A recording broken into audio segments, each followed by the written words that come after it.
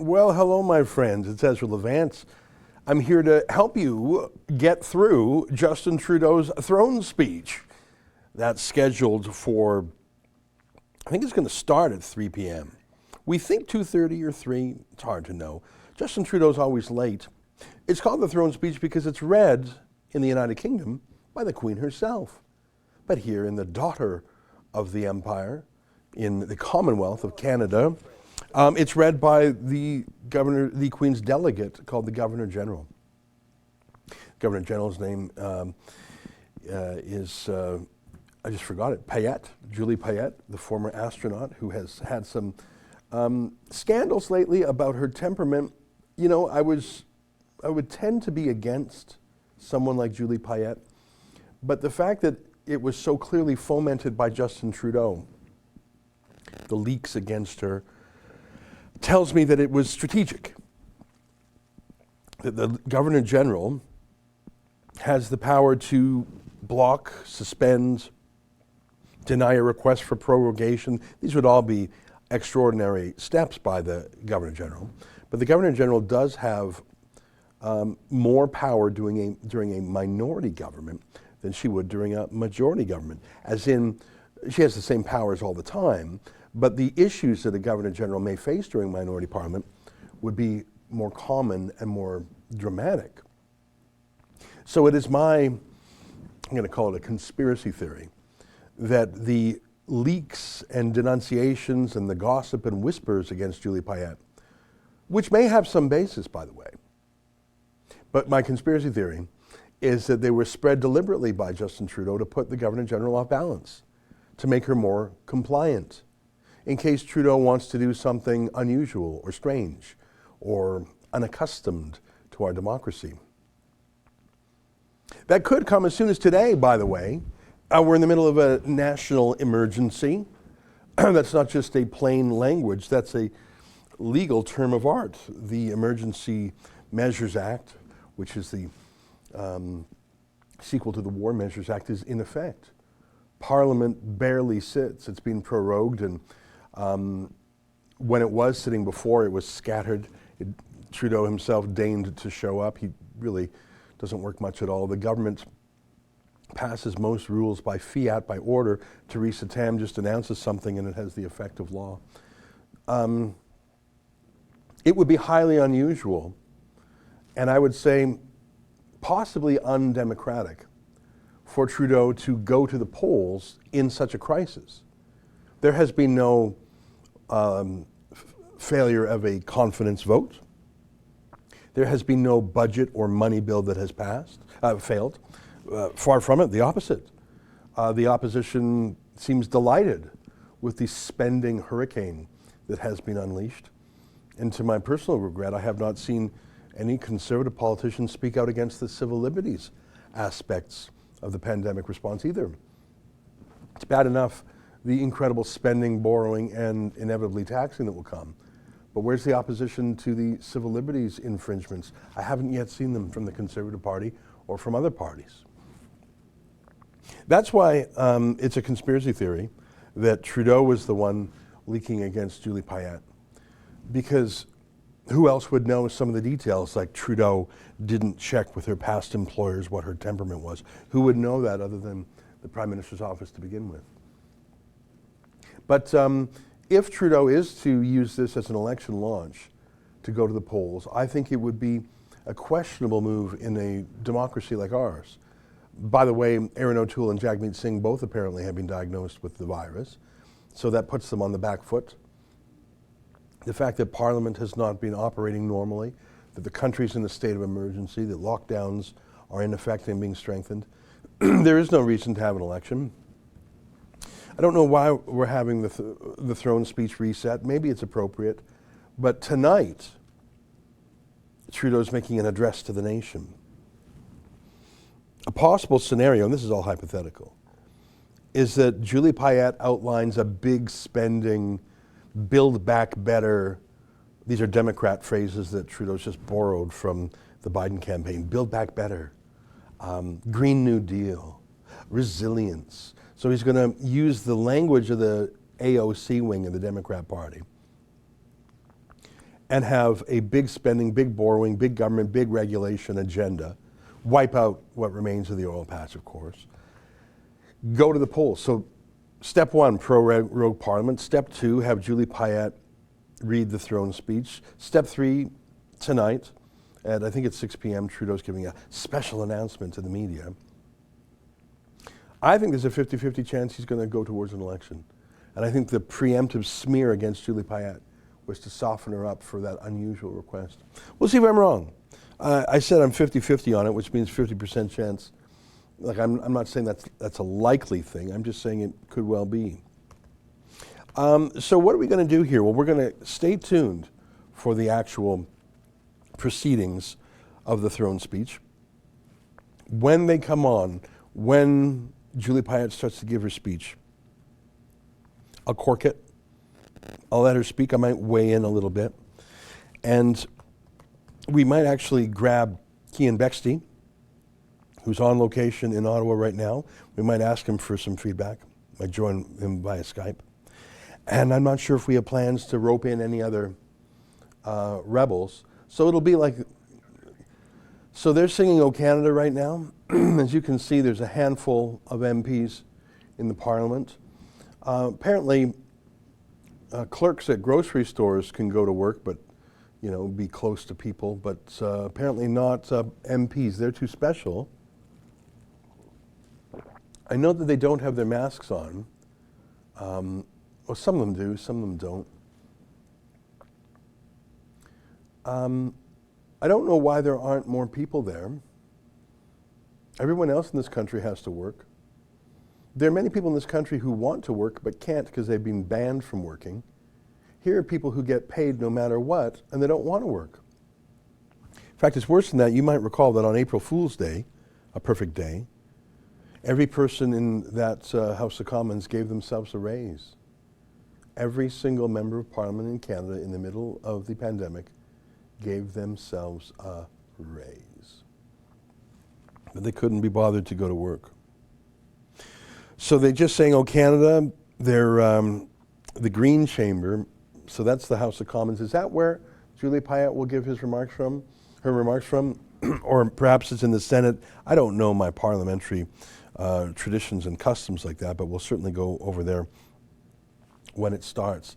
And what we'll do is we'll listen. I might chime in a little bit from the bottom corner, but really I don't think I'm going to interrupt much during the speech itself.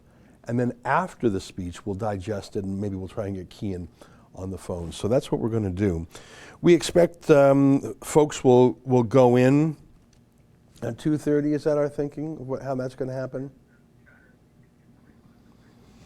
I hear that maybe it's 2:45 or 3. Wouldn't surprise me at all. Like I say, Justin Trudeau is notorious late for all his events, but this is actually not his event. It's the Governor General. She's probably more punctual than Trudeau is. He's still probably at Rideau Cottage just playing one more last game on the PlayStation and just one last hit on the bong. And does he have to wear a tie today? Mom, I don't want to wear a tie today. His mom's probably making him wear a tie today. While we're kibitzing here, I want to invite you to make what we call Super Chats. I know most of you know what that is because we do a daily live stream at 12 noon Eastern where we have Super Chats.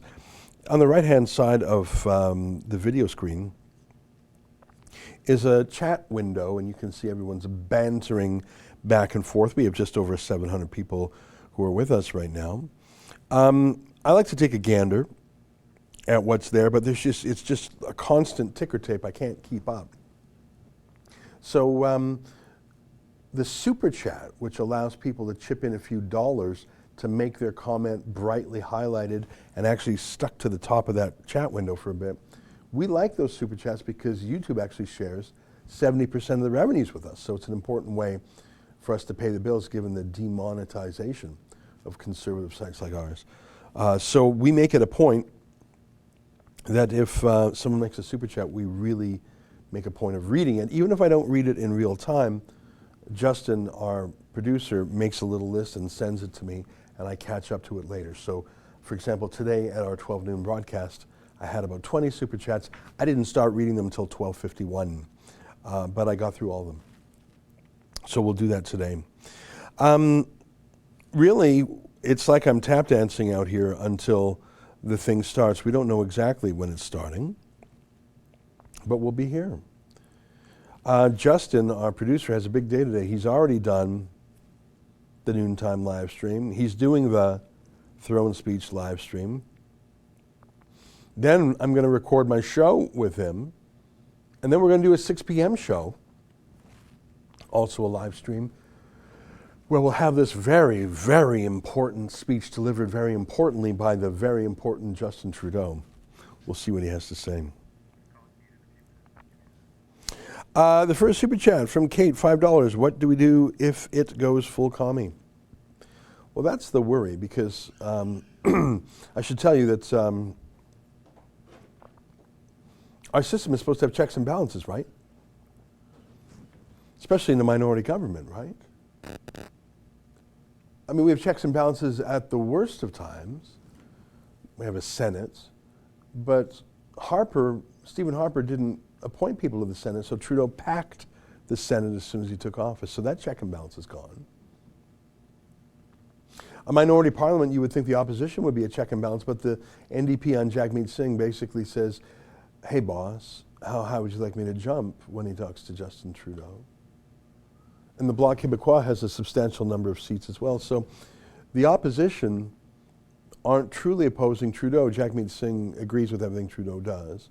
Even if he pretends to disagree, he approves it all. And the Bloc Québécois is rogue and has other interests besides Canada's. So in a way, Trudeau has the power of a majority. And like I say, when was the last time the Conservative opposition truly opposed anything substantial? They were good on the WE audit. That was Pierre Poilievre in the main. But that's not the total crisis we're in. That's a symptom of the crisis. It is not the crisis itself.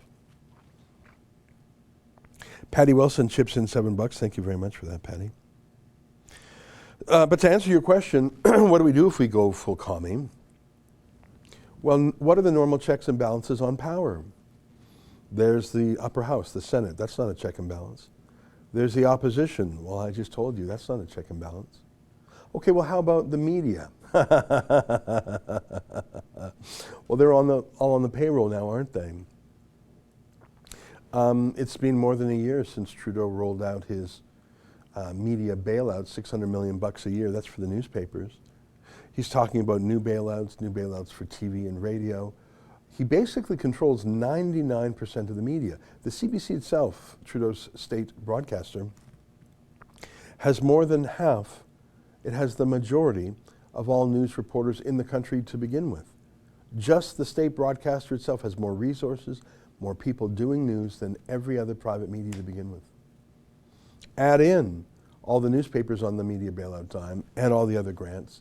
It's really just us and True North, and I'm almost done the list of independent media, and we're all little by comparison. I mean, we punch above our weight, but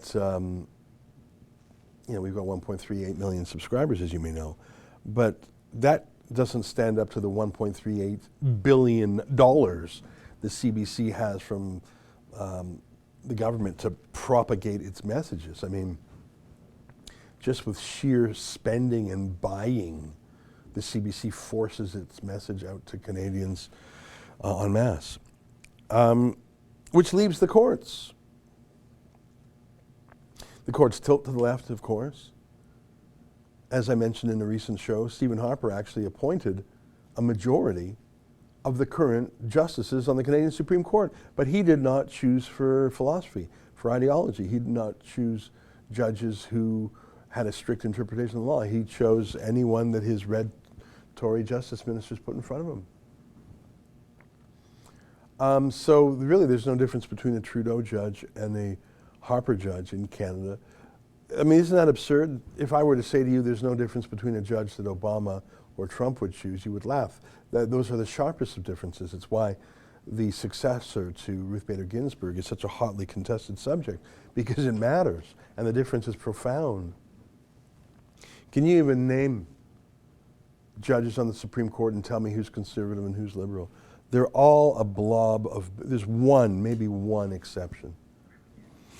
To help me while away at the time and before Julie Payette, the Governor General, joins us, I am joined by Cian Bexty, who is on Parliament Hill right now. Cian, how you doing over there? Good. Can you hear me all right? Well, it's not great, but it is what it is, and we've got you live. We can see you. Looks like you're standing near a big block. Is there a sign behind you that's a little bit pixelated? So tell me the building you're in front of there. It looks like a sign behind you. Yeah, I'm in front. Well, I'm afraid our connection is pretty weak. It's just a cell phone Skype connection. We're going to try that again. Maybe there's just a lot of people in that one cell phone area just live streaming from their phones. Who knows? Or maybe it's a bad connection or just who knows what. But that wasn't enough to have a good conversation. We'll see if we can get Cian back. He's down there live. We actually have 3 people on Parliament Hill today, which is sort of exciting. Hopefully we'll have some live reports from them, but they're also doing produced reports, by which I mean they're recording it and sending the raw files back here for editing. So that's a little bit time delayed, but I'm sure we'll have the first ones up today. So those, of course, will be in high resolution and without the grainy footage or sound. I've been reading the papers just like you have, and the predictions is it's going to be big spending, whether it's pharmacare or a guaranteed, minimum income, universal income, or if it's just extending the pandemic pay. Of course that's going to be in there. So there's going to be a big spending aspect, and that's terrifying because Trudeau has racked up more debt than in the entire history of Canada to date. I might be off by a small fraction there, but hundreds of billions in debt. And he doesn't care, neither does the media, and that's the one area where the Conservative opposition, even if they're meek about it, they do oppose.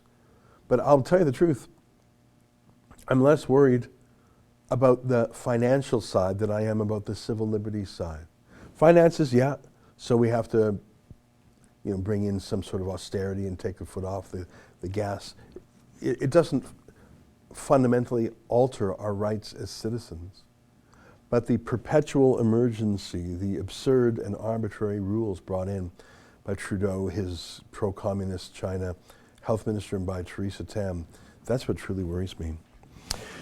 Do we have any vids that we can share with folks? Things that we've done in the last few days that I think really show the stakes at hand. We've had some amazing reports lately from Sheila Gunn-Reid, our new reporter, Drea Humphrey, out west. Tamara Ugolini joined us recently from Coburg, Ontario. Of course, we just had Cian on, and David Menzies has been doing outstanding work on the pandemic file since the very beginning. Justin, can you think of any vids that we put up in the last few days that show some of the issues or stakes at hand? Here's an interesting one. Immigration. I mean, immigration is one of those country-altering moves. I mean, as they say, if you can't convince the voters, change the voters, bring in new voters. And of course, the Liberals have brought immigration numbers up to absolute record highs. Nominally, it's 340,000 people per year, which is 1% of the population. But if you include other forms of immigration, like student visas, temporary foreign workers, the number is closer to 500,000 or more. You bring 500,000 or more people into Canada every year, you're changing the country, and they're selected to be Liberals. They're from either,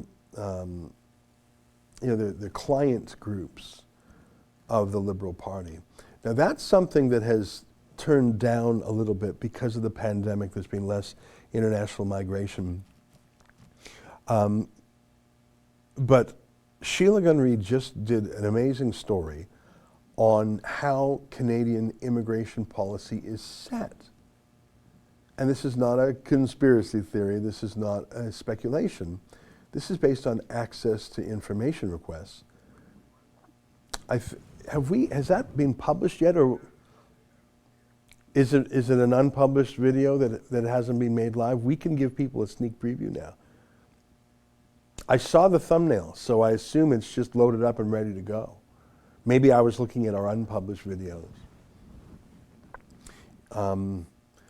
Justin's checking it out. You know what? Obviously we have videos in the system that we haven't flipped on yet, and I may have seen that, and in my mind mistakenly thought that we had actually made that public yet. It is a great video, really research-based, and Sheila has so many of those. Yeah, it's the source of. Okay, here we go. Take a look. We're just loading that up. Thank you to Justin. Oh, we got our Skype connection there. Participants. 6. Notices. Oh, I'm afraid we got the different audio there, Justin. We got the audio from the House of Commons. Here we go. We got it. There's a lot on the go, folks. Live TV, you gotta love it. There's a lot going on. We got the Skype connection to Kean that we're working on. And it's Justin, he's like those guys spinning plates. He's got 10 plates spinning. He's got to keep them going. We're keeping an eye on the Parliament itself. We're trying to connect with Kean. And then we got this video of Sheila. And there's just one guy running full tilt in the control room, and that's our friend Justin. So here, let's take a second crack at it. Here's Sheila's vid. You're not allowed to criticize George Soros, even when he and his far-left cronies are writing your country's immigration policy. That's the case here in Canada. Today and tomorrow, I will show you access to information documents from Immigration Canada detailing just how much influence Soros's Open Society Foundation wields over the Liberal government and Canadian sovereignty. Even Fox News can't talk about George Soros. Look at how quickly the Conservative network shut down Newt Gingrich for suggesting Soros meddles in U.S. politics. Progressive district attorneys are anti-police, pro-criminal, and overwhelmingly elected with George Soros's money, and they're a major cause of the violence we're seeing because they keep putting the violent criminals back on the street. I'm not sure we need to bring George Soros into this. I was going to say you get the last word, Speaker. He paid for it. I mean, why can't we discuss the fact that millions of dollars he spent? I agree with Melissa. George Soros doesn't need to be a part of this conversation. Okay. So it's verboten. All right, we're going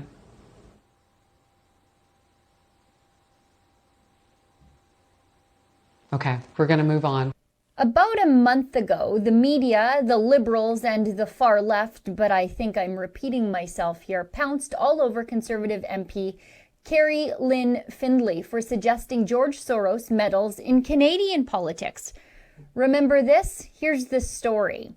The Conservatives' environment critic retweeted a video of Chrystia Freeland interviewing billionaire George Soros when she was a journalist with the Financial Times in 2009 and commented that their closeness should alarm every Canadian. The edited 2-minute clip shows Soros advocating for then U.S. President Barack Obama to bring China into what the financier describes as a new world order, a financial world order.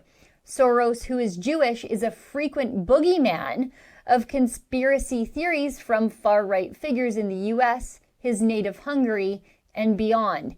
In a post Saturday morning, Findlay wrote that Freeland listened carefully to Soros like student to teacher. Findlay deleted the retweet Saturday afternoon and apologized, saying she never meant to endorse what she called, quote, hateful rhetoric.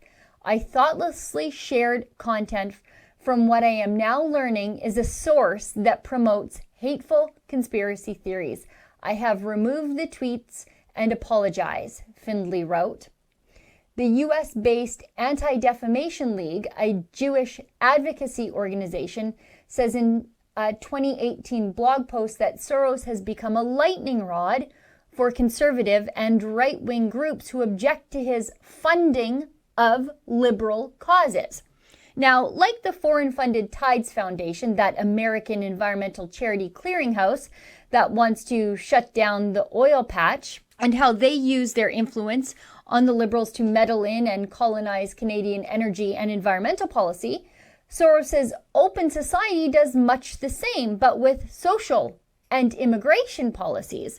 You see, the left wrung an apology out of Findlay, but it wasn't warranted, and she wasn't exactly wrong. Soros's Open Society Foundation does have an incredible amount of influence on the decision makers in Canada's government. Just look at this from back in 2016.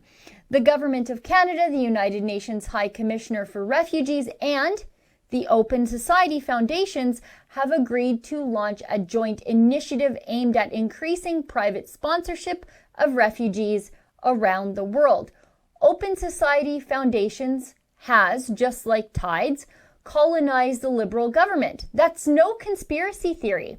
It's a fact. It's here in 250 pages of government documents we've just received.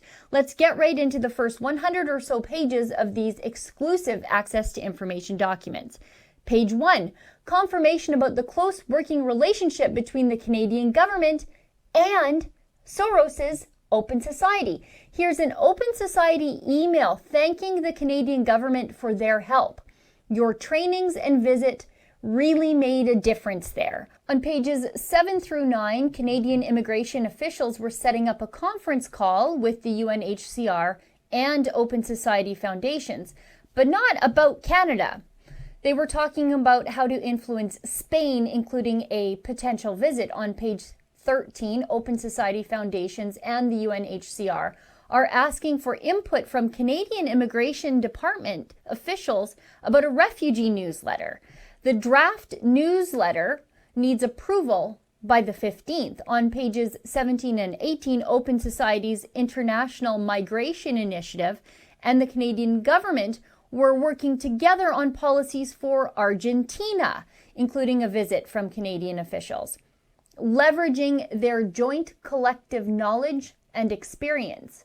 On page 40, Open Society Foundation's staff are arranging registration of Canadian Immigration Minister Hussen to speak at an event in New York City as though they work for Hussen. Look at this. When possible, I'm reaching out with some further registration information regarding the upcoming plenary at the Concordia Summit, and also request that you please complete registration on Minister Hussen's behalf through his speaker registration link as soon as possible. Through the registration link, you'll be able to submit his preferred title, headshot, and bio information. Page 41. After visits to Spain and Argentina with Canadian officials, Open Society was planning an immigration champions event in London. By the way, we should also figure out how or if we tell them about the champions meeting in London in November. Page 49, Open Society Foundations suggests, hey, let's just go to Brazil because we don't have anything else scheduled for the week of June 12th. It's just somebody else's money. Look at this. After looking at the Global Refugee Settlement Initiative calendar, I was wondering whether we can plan a Brazil visit for the week of June 12th, because that is the only week where I see we don't have activities. So that's Spain, Argentina, the UK, and Brazil, using Canada as a launch pad to gain access to these countries. Page 66, the Canadian taxpayer is funding the translators for Open Society for a trip to Brazil and Argentina. And we were also paying for the parties too. Look at this. IRCC, that's Immigration, Refugees and Citizenship Canada, to prepare draft scenario for both hospitality events, one in Buenos Aires, March 7th, and another in Sao Paulo, March 13th. Page 74, for talking points, Open Society staff wanted to add some politically correct comment. So government talking points were being okayed by George Soros' staff. On page 107, Canadian immigration officials were bringing along Open Society representatives to meet with Irish representatives in official government meetings. This email is from a policy analyst with IRCC to someone whose name is redacted but works for Open Society Foundations. Look at this. I'm happy to hear that you may be joining us in February for our meetings with the Irish. I will go ahead and add you to the agenda for the days that you are here. Tomorrow, as we finish going through the second half of these access to information documents, you will see how George Soros's Open Society Foundations helped to prepare briefing notes for Canadian Immigration Minister Ahmad Hussein. Open Society's foundation's staffers openly acknowledged in emails that they weren't sure if drafting a minister's briefing notes was above board and told immigration officials to, quote, keep it discreet. For Rebel News, I'm Sheila Gunreid. Isn't Sheila the best? And you know what I like about that is how document-driven it is. Now, did you get that from behind our wall, or has that been published yet? It was published. Okay. So is there a part 2? It sounds like there's a part 2 on the way. But my point is, I made a joke earlier about my conspiracy theory that it was Justin Trudeau who was leaking the embarrassing information about Julie Payette. I say that because I have no proof it was Trudeau leaking it. It just seems to fit. And why would that make sense? Well, because Trudeau generally doesn't like any accountability of Parliament. He takes days off from Parliament. He skips question period. He shuts down committees that are looking into his ethics. He prorogued Parliament to get rid of the WE audit scandal. So Trudeau generally does not like the accountability of Parliament, but that is an ancient institution that even predates Canada. It goes back centuries in the United Kingdom. So who stands between Trudeau and our constitutional legacy, history, inheritance, the rule of law, parliamentary democracy, responsible democracy? Julie Payette, terrifyingly, is one such person. So I think he wobbled her, he weakened her to make her more compliant. Can we get the hand-on-ass picture? And I mean, if you want to know how Trudeau treats anyone around him, especially women, this photo of Trudeau touching Julie Payette tells it all. You know, there's a rule, never touch the Queen. Maybe you don't know that. If the Queen reaches out to shake your hand, you can shake the Queen's hand, but you don't touch the Queen. Americans don't bow, but Canadians and other members of the Commonwealth do bow to our Queen. It's not a religious bow, it's a bow of patriotic loyalty. But look at this. Here's Trudeau not just touching the Queen's delegate, Julie Payette, but touching her ass, hand on bum. If you were a female employee, although of course Payette does not work for Trudeau, although he certainly thinks so, but if you were a woman and some man at the office put his hand on your ass, why? Because you didn't know which way to walk, maybe. Because you really wanted that from a man, not your husband. That would be sexual harassment. That would be a Me Too moment. But that's just Trudeau and how he touches, gropes, and psychologically as well as physically dominates women. Why don't you throw up some more of those close hug pictures? It's not just a one-off. It's so weird what he does. Now, bizarrely, he does it to some men too. I've just never seen it, like nose to nose. You know that I've never seen adults act this way. Trudeau has a move where he close hugs, and I'm talking arms around the back, chest to chest. Let's look at some of the women. Like, he does it with some men too, which is really weird. But it's a dominance move. Like that woman there, I mean, that may have some cultural significance, but look at him with his, Kathy Catchula, I remember that case. She was crying, she was criticizing him. He walked right up to her without permission and hugged her closely to shut her up. Look at that Catherine McKenna picture there. Someone might actually think that they're dating. I would never say such a thing. There's Chrystia Freeland. Oh, yeah, there's Emmanuel Macron. Don't get me started on that. Now, there's being a hugger, and Narendra Modi is actually a hugger. He doesn't hug women like that, though. He doesn't hug women like that. Give me the hug cabinet. These are a lot of generic. What was your search terms there? But I want to show him hugging. I think he was hugging Christy Duncan. He was hugging all the women in his cabinet. That's the point I want to make. If you're a guy and you hug another guy, that's fine. You're huggy. Not every guy is. If you're a guy and you hug a granny, okay, maybe that's sort of cute because that's even if it may be inappropriate, it's asexual. But to hug, like even the Jody Wilson-Raybould one on the bottom left, on the bottom left there, that's pretty close, but she has some dignity. She's not doing the full embrace.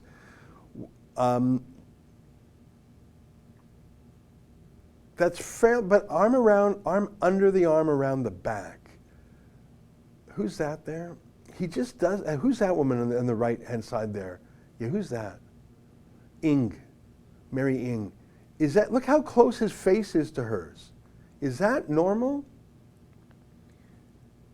I think she was in a way pushing his face away. I think Jody Wilson-Raybould has the most self-respect of all these women. Yeah, who's that one there that you just, who's that? Arm around the back, under the arm. Hand, now he hugs guys too, but it's different. I find it odd. He gets like that. Is that normal? Now, I think that's hugging Kathleen Wynne. That's just not a normal way for a man to act in a post-Me Too environment. And the hand on the tush of the Governor General, I think, is a disgrace. I think that the absolute key example of this, my theory, is that this is a dominance move. That Trudeau, who is like one of those really corny pickup artist players, like, these pickup artists who have all these tips for dominating women, and you go to the bar and you don't compliment the woman. The first thing you say is you insult them to get their self-esteem. Like this, that really creepy subculture of pickup artists. I think that's Trudeau. And I think he knows how to psychologically dominate people, typically women, because he's done it his whole life. And so he uses that in politics too. And the thing is, like Joe Biden, he does it in these public moments. Because if you were to go up to a woman in, let's say, a private or semi-private setting and put your hand on their bum, or do a really close hug, chest to chest, they might push you away and say, ooh, what are you doing? But if it's the opposite, if it's an extremely public moment, if it's a swearing in, if it's a ceremony with 100 cameras and 100 eyes, and he touches your bum, and it's outrageous, but you're paralyzed because you don't want to create a scene in front of 100 people and 10 cameras. So his groping, close hugging, chest to chest hugging, face to face, nose to nose hugging, paradoxically, works best when there's a ton of people watching because it's a dare. It's his way of saying, I'm now going to do something very inappropriate that will totally dominate you. And you can freak out. You can blow your rape whistle. Yeah, Kirsty Duncan. Look at that one up there, the top right. Yeah, look at that. Is that normal? Chest to chest. And his nose is right in the nook of her neck. His hands are completely behind her back like that. Is that normal? That's not normal. Now, he's really weird with men too. I won't deny you that. I have never been that close to a man's face since I was an infant, I don't think. Like who, and maybe that's just parallax, maybe that's just the angle of the camera. That is one creepy man. But it's especially creepy when it's with women who are not his wife. And I make a distinction between grandma type women and young women. And I want to show you, there's a woman who's sort of a grandma woman. Her name is Brenda Lucki. And she was Trudeau's handpicked commissioner of the RCMP. I know a lot of cops and a lot of ex-cops. I know a lot of ex-cops. I don't know a lot of cops. I know a ton of people who used to be cops. And they talk about other police figures. I have never heard any of my ex-cop friends say a positive word about Brenda Lucki. Maybe they just don't know her. Maybe she's just a pure affirmative action hire of little accomplishment other than she's a woman and now owes her entire career to Trudeau. But I want to show you a little video. This was taken in July on Canada Day. Yeah, look at that. So this is when the SNC Lavalin investigation was a live prospect. Yeah, go back to that again. I know that went really quickly. Maybe just pause it. Just pause it because I want to explain. Yeah, click pause if you can. So this was at Canada Day. This was in public. She's in uniform. She's with another RCMP officer. He's there. This is when the SNC Lavalin corruption scandal, Trudeau demanding that Jody Wilson-Raybould drop prosecution against us. So this woman was the decider as to whether or not there would be a criminal investigation into Trudeau. So he goes up to her. She's in uniform, in her capacity as the head of the RCMP. He goes up to her. He is potentially under investigation. And he goes right up to her and doesn't salute her, doesn't even give her a handshake, goes up, hugs her, kisses her, dominates her physically, and I put it to you politically and psychologically. That's his way of saying, I just know you're not going to investigate me, and I'm going to prove it because I'm going to do something so completely inappropriate. And you're going to let me do it because you're not going to make a scene in front of all these people, are you? And that's exactly what happened. That's Trudeau for you. All right, let me catch up on some super chats. How are we doing in terms of timing? It's 2:41. We think that maybe the throne speech will start in 2:45 or 3. What's our thinking on that? Let me know if you know what? So right now, looks like folks are, I think that's right. I think what happens is they're moving into the Senate. So we saw them in the green. The two houses of Parliament have different colors. You saw they were in a room that was green. That's the House of Commons. So they're getting in these little buses that scoot around the parliamentary precincts. And if I'm not mistaken, they're going to go to the Senate. Now, normally the Senate and the Parliament historically have been quite close together. One was, they're in the same block, but there's so many renovations going on Parliament Hill that the Senate has now been relocated to the old railway station, which has been used as a convention center, right across from the Chateau Laurier. So if I'm understanding things correctly, they are now moving to the Senate chamber, which I think is the traditional place where the throne speech is read. So you will see dozens of MPs doing that. And I say dozens rather than hundreds because I think that the MPs are unlike waiters, waitresses, grocery store cashiers. I think most Canadian MPs are still pouting. They don't want to work. They want their full pay, all their perks. They sort of like not having to work. They like having a paid vacation of 6 months. The entire public sector, you and I might say 2020 has been the worst year of our lives. You might say that. But for the public sector, they're not saying that. They're saying, this is the best year of our lives. Full pay, a pay raise for MPs on April Fool's Day, as you may know. And they don't have to actually work. Paid vacation. What's not to like? Of course they want it to continue. Of course teachers' unions either want to shut down school, take a nice long vacation, or, use the opportunity to make more demands, like, oh, you better hire twice as many government union teachers now because, we have to have classrooms that are socially distanced and separated. So, we just have to have twice as many schools and twice as many bureaucrats and twice as many teachers. The ruling class, the government class, is loving 2020. It's the best year yet for them. Boy, you put back on screen what we have there. Let's take a look-see. Looks like they're doing a 21-gun salute. I assume it's 21 guns.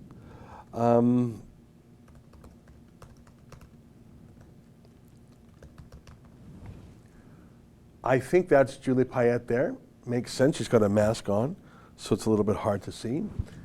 Yeah, that's very dramatic. Now, is there any audio there? She's looking sharp, dressed all white, which is striking. I'm not going to make any fashion commentary. I don't know if that's cool to wear all white after Labor Day, but I think she looks great. Sharp. I wonder if Justin Trudeau will still have his vacation beard on. So that, as you can see, here we are in a pandemic situation. You've got the You can see the government. Chateau Laurier across the street there. You've got the plaza. You can see the center block there. And now she will be walking into the old train station, which was just across the street from the Chateau Laurier.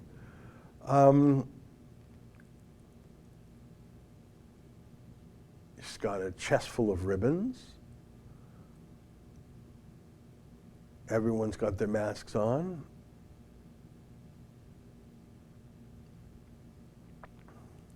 That's not far from the National War Memorial, where several years ago on a terrible day, Nathan Cirillo was murdered by an ISIS terrorist. So that's the Governor General, the Queen's representative in Canada. The Queen is our head of state. Justin Trudeau is our head of government. Julie Payette is an agent of the Queen, her representative here. The Queen can't be in every Commonwealth country at once. Occasionally, the Governor General would consult with the Queen if there was a matter of grave concern. The Governor General, of course, has lawyers to help her make decisions on constitutional matters. Julie Payette, as you may know, is most famous for being a former astronaut. I say again, in recent weeks, even months, there has been a smear campaign against her. And of course, whenever there's a campaign against a member of the establishment, especially a Liberal appointee, my first reaction is to cheer it. Why shouldn't the ruling class be scrutinized, especially if they're wastrels of public money? So my first reaction to Julie Payette's troubles were glee, because it's all too rare that a fat cat overpaid member of the ruling class, I'll scratch your back if you scratch mine, gets any comeuppance, especially with our docile and compliant media. But my views have changed on that, and I now see that that was an internal rivalry between Trudeau and Payette, trying to weaken her. And my theory, as I mentioned earlier, I think that might be called the gentleman usher of the black rod. I could be wrong. That might not be the rod in question. I like the pomp and circumstance. Republicans would say, do away with all that. Get rid of all this fancy pants business. I would disagree, because if you don't take the royalty out of the elected office and insert it into the monarchy, what you're left with is a monarchic style presidency. The US presidency, I put it to you, is much more ornate, wasteful, pompous, and rich than the actual royalty itself. The Queen and the royal family live much more modestly than any president does. And the fact that they're supposed to be rich and fancy and pompous and aristocratic sort of sops that all up and and it diminishes by contrast the size of the politicians. If we did not have the Queen and the Governor General, you know that Justin Trudeau would be building himself a palace right now. You know he would. And Sophie Gregoire Trudeau fancies herself some sort of princess or queen. Even worse than Meghan Markle. At least Meghan Markle can act. Sophie Gregoire Trudeau, don't get me started. So I put it to you that there's many reasons to be in favor of the monarchy. The first is just merely tradition, and that we don't want to throw old things out simply because they're old. The second is that we need something higher than a prime minister, a check and balance. Third is it reminds us of our traditions, our history, our culture, our legacy, our ties to the United Kingdom. But finally, if we did not have the Queen, the Governor General, the royal family, the palaces, they would be replicated by the mere partisan politicians who we like to keep in check and in size. All right, so I have not yet been in the new Senate, which is in the remodeled Convention Center, which itself is a remodeled train station. So I'm not familiar with the layout. That's a very pretty layout. The red carpet, I presume the Governor General will be walking down that shortly. And you'll just let me know, hey, Justin, when there's something official going on. I think we'll see with our eyes.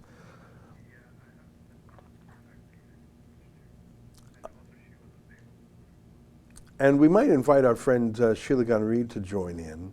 I don't want to waste her time while we're just filling time. I think I've been yapping now for almost an hour. There's Julie Payette in her chair now. And you can see, look at the top of the chair, it says E2R. That's the symbol for Elizabeth Regina, and the 2 is Queen Elizabeth II. So did you see that? I don't know if you noticed that. It went by so quickly. She was sitting in a throne marked Queen Elizabeth II. That's ER, Elizabeth. R is Latin for Queen, Regina. The female version of Rex, which means king. And 2, Queen Elizabeth II, the first Queen Elizabeth, of course, about 5 centuries ago. I have to say that I really like Queen Elizabeth II. I think she's shown great dignity, and I hope she lives to be 120, to be candid. I don't want the Prince of Wales to be king anytime soon. And thank God Harry Sussex is decamped to Los Angeles, where he debases himself daily. Did you see the latest video that Prince Harry and his wife broadcast for Time magazine? Oh my God, was it embarrassing. Oh, they have fallen. Oh, they have. Prince Harry, he was once my favorite. Any member of the royal family who signs up for, they all sign up for the armed forces. I'll give them that. But to be a grunt on the ground, a soldier. I mean, Prince of Wales flew helicopters. Sometimes they're in sort of the fancier. But for Prince Harry to be on the ground in Afghanistan for quite a long time and in combat, I think he was everyone's favorite young royal. He showed tremendous character. And he said, in fact, that being in Afghanistan with severely normal people was the finest time of his life. He loved it the most. He made real friends. But I think that he's lost those days. We have a totally different Prince Harry now. I won't go down that road because we have to stay ready. It looks like people are ready. She's taken off her mask, so I assume she's about to speak. Why don't we pump up some volume, because she's opening the book in which the speech is printed. Honourable Senators, members of the House of Commons, fellow Canadians, ladies and gentlemen, mesdames et messieurs. Chaque jour, des millions de gens sur la planète. Every day on our shared planet, millions face hardships that test the human spirit. Extreme weather, wildfires, poverty, conflicts, discrimination, and inequalities. Rarely, though, has all of humanity faced a single, common, insidious enemy, an invisible enemy that respects no borders, thrives anywhere, hits anyone.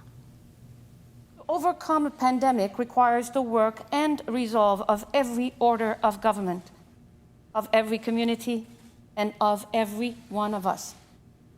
We don't decide when hardship comes, but here in Canada, we have decided how we wanted to address it. We have adapted in remarkable ways. Nous, les Canadiens, avons fait notre part. We Canadians did our part.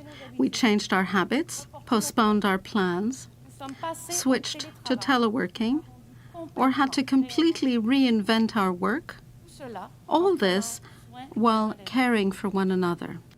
Nous sommes immensément redevables. We owe an immense debt to those who served and still serve on the front lines, to healthcare personnel and essential workers, women and men in uniform, volunteers and leaders everywhere in the country. There has been a lot of suffering, and we all mourn those who have passed. We trust science to lead the fight until a safe and effective vaccine becomes available. But until then, we must keep our guards up, using the tools that are available to us now, such as testing, treatments, and physical distancing measures. Like a reed in high winds, we may sway, but we will not break. Because our roots are firmly in place, our goals clear, and because we have hope. The hope that lifts the soul on dark days and keeps us focused on the future. Les Canadiens ont déjà vécu des temps incertains et ont Canadians toujours have lived démontré through uncertain times before and have always prevailed because determination, concern for others, courage, and common sense define our nation. to bear once again and continue to work for the common good and for a better, safer, and more just society. This is who we are and what will see us through to brighter days. For over 150 years, parliamentarians have worked together to chart Canada's path forward. Your predecessors met when Confederation was only a few months old, setting the course for a young country. They stood united through Canada's toughest days, leading the nation through wars and depression. And as they did, each parliamentarian was called to meet their times. Today, Canadians expect you to do the same. They expect you to work together on their behalf and meet this crucial moment. Less than a year ago, we gathered here for a throne speech to open the 43rd Parliament. Since then, our realities have changed, and so must our approach. Over 9,000 Canadians have died in 6 months. For our neighbors in the United States, this figure is over 200,000. Globally, it's nearly 1 million. But these are not just numbers. These are friends and family, neighbors and colleagues. The pandemic is the story of parents who have died alone, without loved ones to hold their hands. It is the story of kids who have gone months without seeing friends, of workers who have lost their jobs. Les 6 derniers mois ont dévoilé les lacunes The fondamentales last de 6 notre months société. have laid bare fundamental gaps in our society and in societies around the world. This pandemic has been hard for everyone, but for those who are already struggling, the burden has been even heavier. Pour les parents, For et en parents, particulier pour les and mères, especially moms, who are facing impossible choices between children and career. pour les Canadiens For racisés, racialized Canadians and Indigenous peoples who are confronted by systemic barriers. qui s'inquiètent de ce que For l'avenir young leur people who are worried about what their future will hold. For seniors who are isolated, frightened, and most at risk. And for workers who, while earning the lowest wages in the most precarious sectors, have been on the front lines of the pandemic. Nous devons nous We attaquer à must ces address these challenges of today, but we also cannot forget about the tests of the future. problèmes. Le monde est entré dans cette The world pandémie came into this pandemic facing the risks and consequences of climate change. A lesson that COVID-19 has taught us is that we need to match challenges with decisiveness and determination. On all these fronts, health and the economy, equality and the environment, we must take bold action. The government will meet these challenges. The government's approach will have 4 foundations. The first foundation of this plan is to fight the pandemic and save lives. The second foundation of the government's plan is supporting people and businesses through this crisis as long as it lasts, whatever it takes. Effectively dealing with the health crisis is the best thing we can do for the economy. Government action has already helped Canadians stay safe and buffered the worst economic impacts. The third foundation is to build back better to create a stronger, more resilient Canada. To do this, we must keep strengthening the middle class and helping people working hard to join in, and continue creating jobs and building long-term competitiveness with clean growth. We must also keep building safer communities for everyone. The fourth and final foundation of this plan is to stand up for who we are as Canadians. We cannot forget what has made us a country that is welcoming, a country that celebrates 2 official languages, that achieves progress on gender equality, walks the road of reconciliation, and fights discrimination of every kind. This is our generation's crossroads.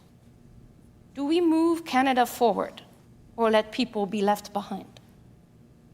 Do we come out of this stronger or paper over the cracks that the crisis has exposed? This is the time to remember who we are as Canadians. This is the opportunity to contain the global crisis and build back better together. The first foundation of the government's approach is protecting Canadians from COVID-19. This is priority number one. It is the job of the federal government to look out for all Canadians, and especially for our most vulnerable. We need to work together because beating this virus is a Team Canada effort. Over the last 6 months, Canadians have stood united and strong. Their actions embody what has always been the purpose of the federal government, bringing Canadians together to achieve common goals. Personal protective equipment has been shipped across the country. Members of the Canadian Forces were there in long-term care homes. Close to 9 million Canadians were helped with the Canada Emergency Response Benefit, and over 3.5 million jobs were supported by the wage subsidy. The government will continue to have people's backs, just like Canadians have each other's backs. Through the first wave, contact tracing and testing ramped up across the country. The surge this fall further reinforces what we already know, that we must do even more. The federal government will be there to help the provinces increase their testing capacity. Canadians should not be waiting in line for hours to get a test. Du même coup, le gouvernement examine toutes At les the same technologies. time, the government is pursuing every technology and every option for faster tests for Canadians from coast to coast to coast. As soon as tests are approved for safe use in Canada, the government will do everything it can to see them deployed. The government will also create a federal testing assistance response team to quickly meet surge testing needs, including in remote testing in remote and isolated communities. Local public health authorities are the backbone of our nation's efforts to stop outbreaks before they start.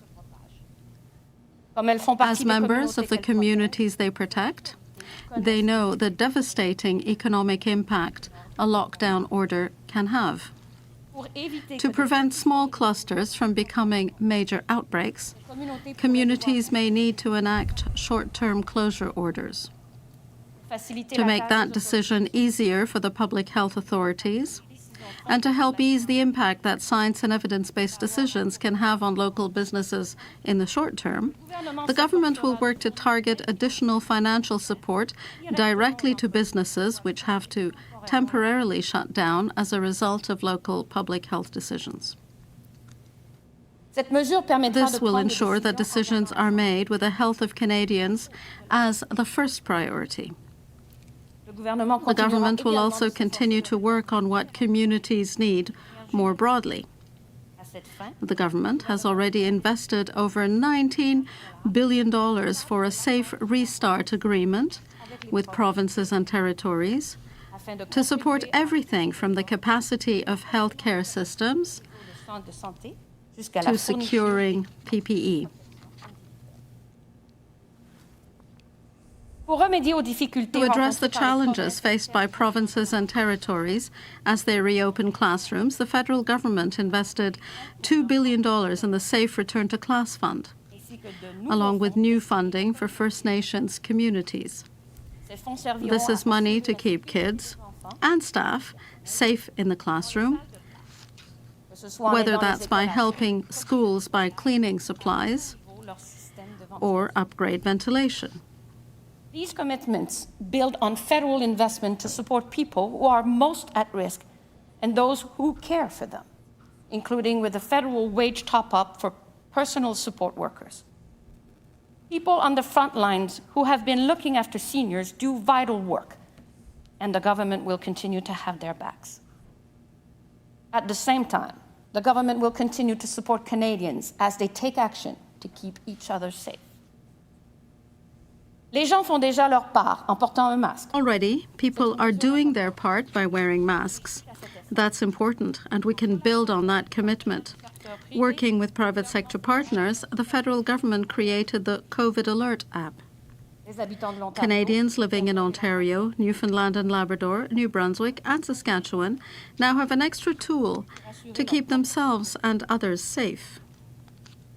The government hopes all the others will sign on so that people in all parts of the country can do their part and be better protected. The government will also continue to work on getting Canadians the personal protective equipment they need. This spring, the government issued a call, and thousands of Canadian businesses and manufacturers responded. From shop floors to companies, big and small, Canadians' dynamic businesses met the challenge as their workers stepped up. And in less than 6 months, Canadians are now manufacturing almost all types of personal protective equipment. The government will continue building that domestic capacity while securing supply chains to keep Canadians safe and create jobs.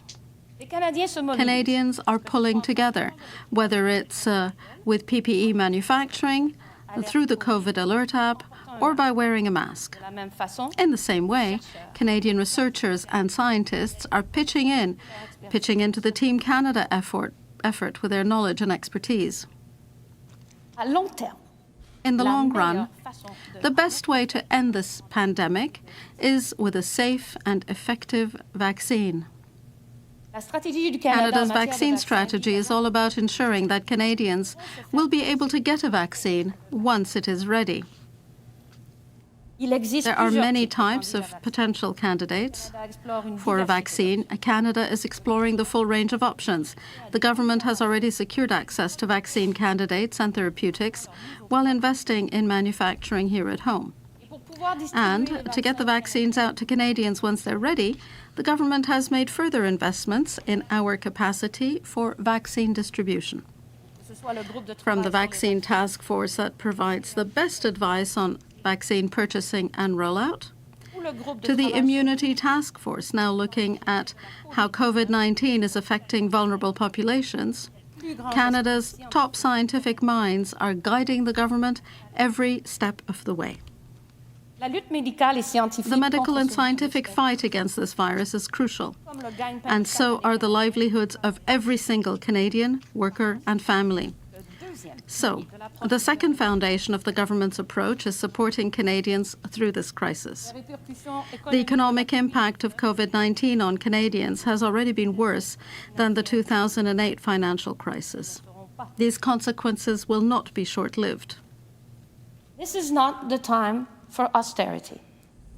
Canada entered this crisis in the best fiscal positions of its peers, and the government is using that fiscal firepower on things like the Canada Emergency Response Benefit and on the Canada Emergency Wage Subsidy, so that Canadians, businesses, and our entire economy have the support needed to weather the storm. Canadians should not have to choose between health and their job, just like Canadians should not have to take on debt that their government can better shoulder. People losing their jobs is perhaps the clearest consequence of the global economic shock that Canadians, like those in other countries, have faced. The CERB helped people stay healthy at home while being able to keep food on the table. The CEWS helped people keep their jobs or be rehired if they had been laid off. But there is still more to be done. Unemployment is in the double digits, and underemployment is high. Women, racialized Canadians, and young people have borne the brunt of job losses. Canadians need good jobs that they can rely on.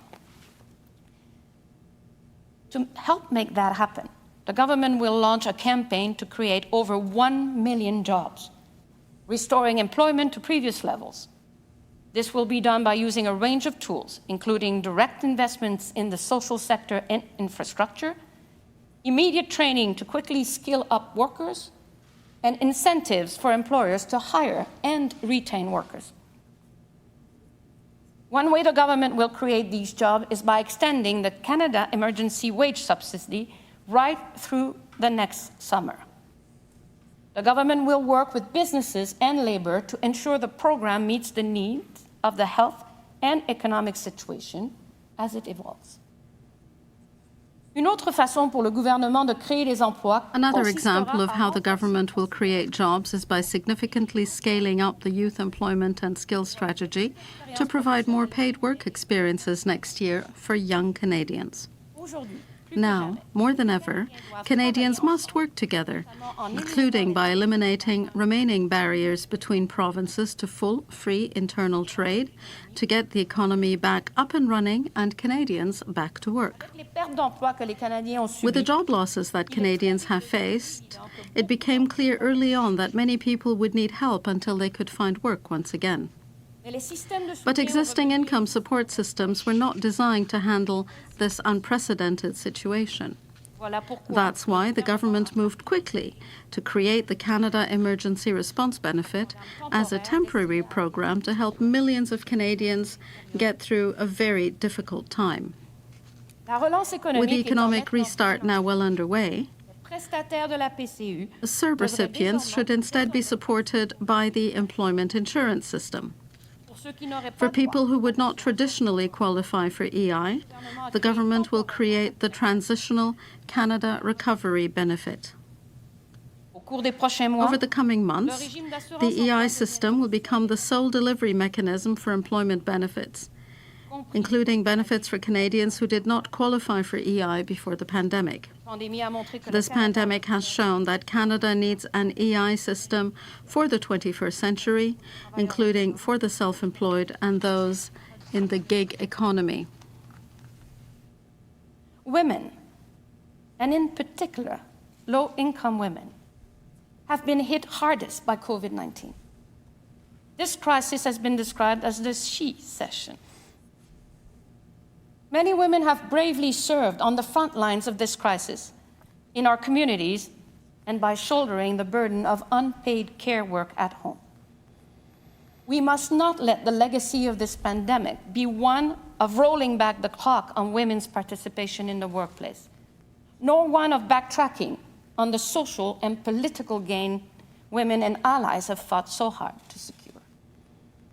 The government will create an action plan for women in the economy to help more women get back into the workforce and to ensure a feminist, intersectional response to this pandemic and recovery.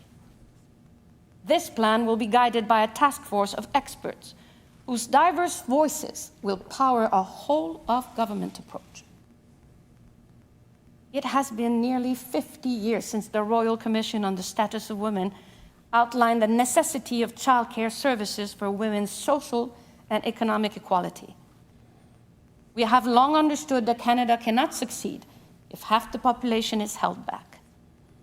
Canadians need more accessible, affordable, inclusive, and high-quality childcare.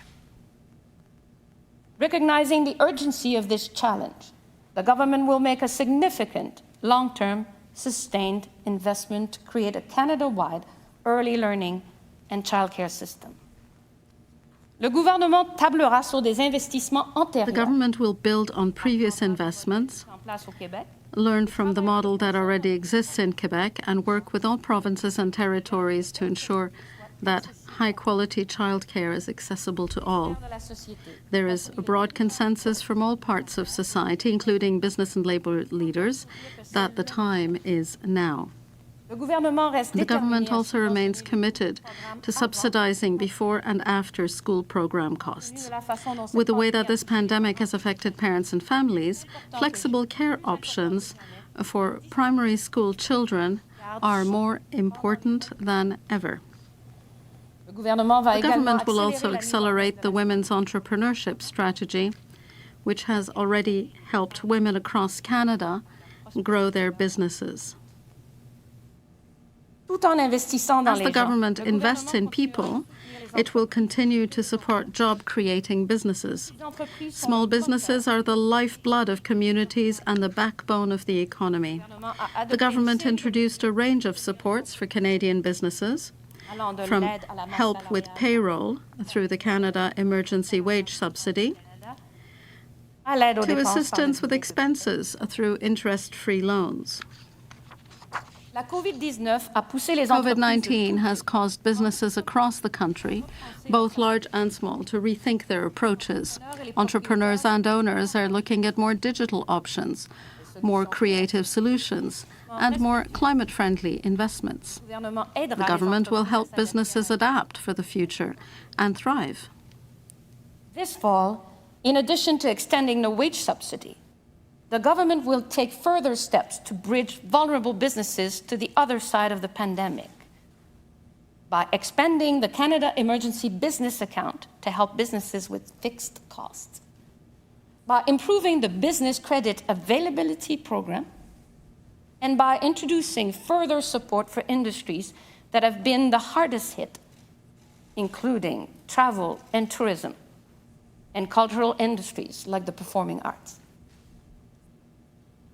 This COVID-19 emergency has had huge costs, but Canada would have been in a deeper recession and in a bigger long-term deficit if the government had done less. With interest rates so low, central banks can only do so much to help.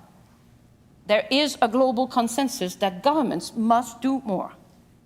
Government can do so while also locking in the low cost of borrowing for decades to come. This government will preserve Canada's fiscal advantage and continue to be guided by values of sustainability and prudence. There are two distinct needs.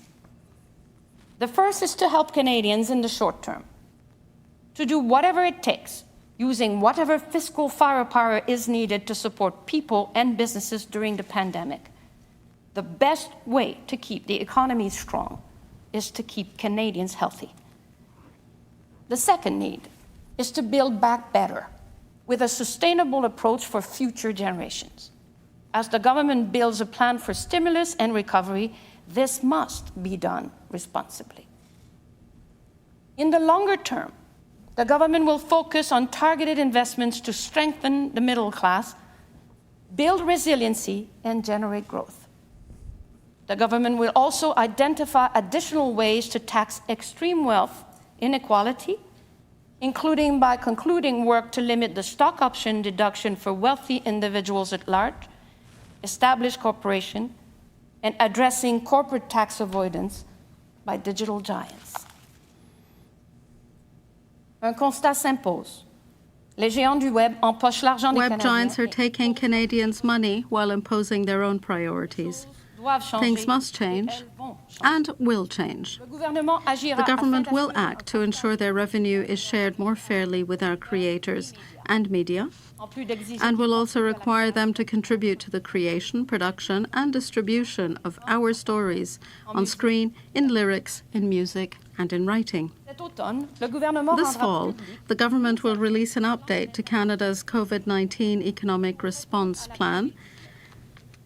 This will outline the government's economic and fiscal position, provide fiscal projections, and set out new measures to implement this throne speech. This update will make clear that the strength of the middle class and the well-being of all Canadians remain Canada's key measures of success. As we fight for every Canadian and defend everybody's ability to succeed, we also need to focus on the future and on building back better. This forms the third foundation of the government's approach. Around the world, advanced economies are realizing that things should not go back to business as usual. COVID-19 has exposed the vulnerabilities in our society. The government will create a resiliency agenda for the middle class and for people working hard to join it. This will include addressing the gaps in our social systems, investing in healthcare, and creating jobs. It will also include fighting climate change and maintaining a commitment to fiscal sustainability and economic growth as the foundation of a strong and vibrant society. Nous devons a priori reconnaître que l'un des plus grands drames de cette pandémie Central to this is recognizing that one of the greatest tragedies of this pandemic is the lives lost in long-term care homes. Elders deserve to be safe, respected, and live in dignity. Although long-term care falls under provincial and territorial jurisdiction, the federal government will take any action it can to support seniors while working alongside the provinces and territories. The government will work with Parliament on criminal code amendments to explicitly penalize those who neglect seniors under their care, putting them in danger. The government will also work with the provinces and territories to set new national standards for long-term care so that seniors get the best support possible. Le gouvernement will also take additional action to help people stay in their homes longer. The government remains committed to increasing old age security once a senior turns 75 and boosting the Canada Pension Plan survivors benefit. The government will look at further targeted measures for personal support workers who provide an essential service helping the most vulnerable in our communities. Canada must better value their work and their contributions to our society. COVID-19 has disproportionately affected Canadians with disabilities and highlighted long-standing challenges. The government will bring forward a disability inclusion plan, which will have a new Canadian disability benefit modeled after the guaranteed income supplement for seniors, a robust employment strategy for Canadians with disabilities, and a better process to determine eligibility for government disability programs and benefits. Over the last 6 months, it has become clearer than ever why Canadians need a resilient healthcare system. The government will ensure that everyone, including in rural and remote areas, has access to a family doctor or primary care team. COVID-19 has also shown that our system needs to be more flexible and able to reach people at home. The government will continue to expand capacity to deliver virtual healthcare. The government will also continue to address the opioid epidemic tearing through communities, which is an ongoing and worsening public health crisis. Additionally, the government will further increase access to mental health resources. All Canadians should have the care they need when they need it. We will all be stronger for it. The same goes for access to the medicine that keeps people healthy. Many Canadians who had drug plans through work lost this coverage when they were laid off because of the pandemic. So this is exactly the right moment to ramp up efforts to address that. The government remains committed to a national universal pharmacare program and will accelerate steps to achieve this system, including through a rare disease strategy to help Canadian families save money on high-cost drugs, establishing a national formulary to keep drug prices low, and working with provinces and territories willing to move forward without delay. En plus d'une bonne infrastructure de santé, les Canadiens doivent. In addition to good health infrastructure, Canadians also need strong, safe communities to call home. The government has banned assault-style firearms. The government will also continue implementing firearms policy commitments, including giving municipalities the ability to further restrict or ban handguns, and strengthening measures to control the flow of illegal guns into Canada. Women's safety must be the foundation on which all progress is built. The government will accelerate investments in shelters and transition housing and continue to advance with a national action plan on gender-based violence. To keep building strong communities, over the next 2 years, the government will also invest in all types of infrastructure, including public transit, energy-efficient retrofits, clean energy, rural broadband, and affordable housing, particularly for Indigenous peoples and northern communities. In the last 6 months, many more people have worked from home, done classes from the kitchen table, shopped online, and accessed government services remotely. So it has become more important than ever that all Canadians have access to the internet. The government will accelerate the connectivity timelines and ambitions of the Universal Broadband Fund to ensure that all Canadians, no matter where they live, have access to high-speed internet. And to further link our communities together, the government will work with partners to support regional routes for airlines. It is essential that Canadians have access to reasonable and affordable regional air services. And this is an issue of equity, of jobs, and of economic development. The government will work to support this. Strong communities are places where everyone has a safe, affordable home. No one should be without a place to stay during a pandemic, and for that matter, a Canadian winter.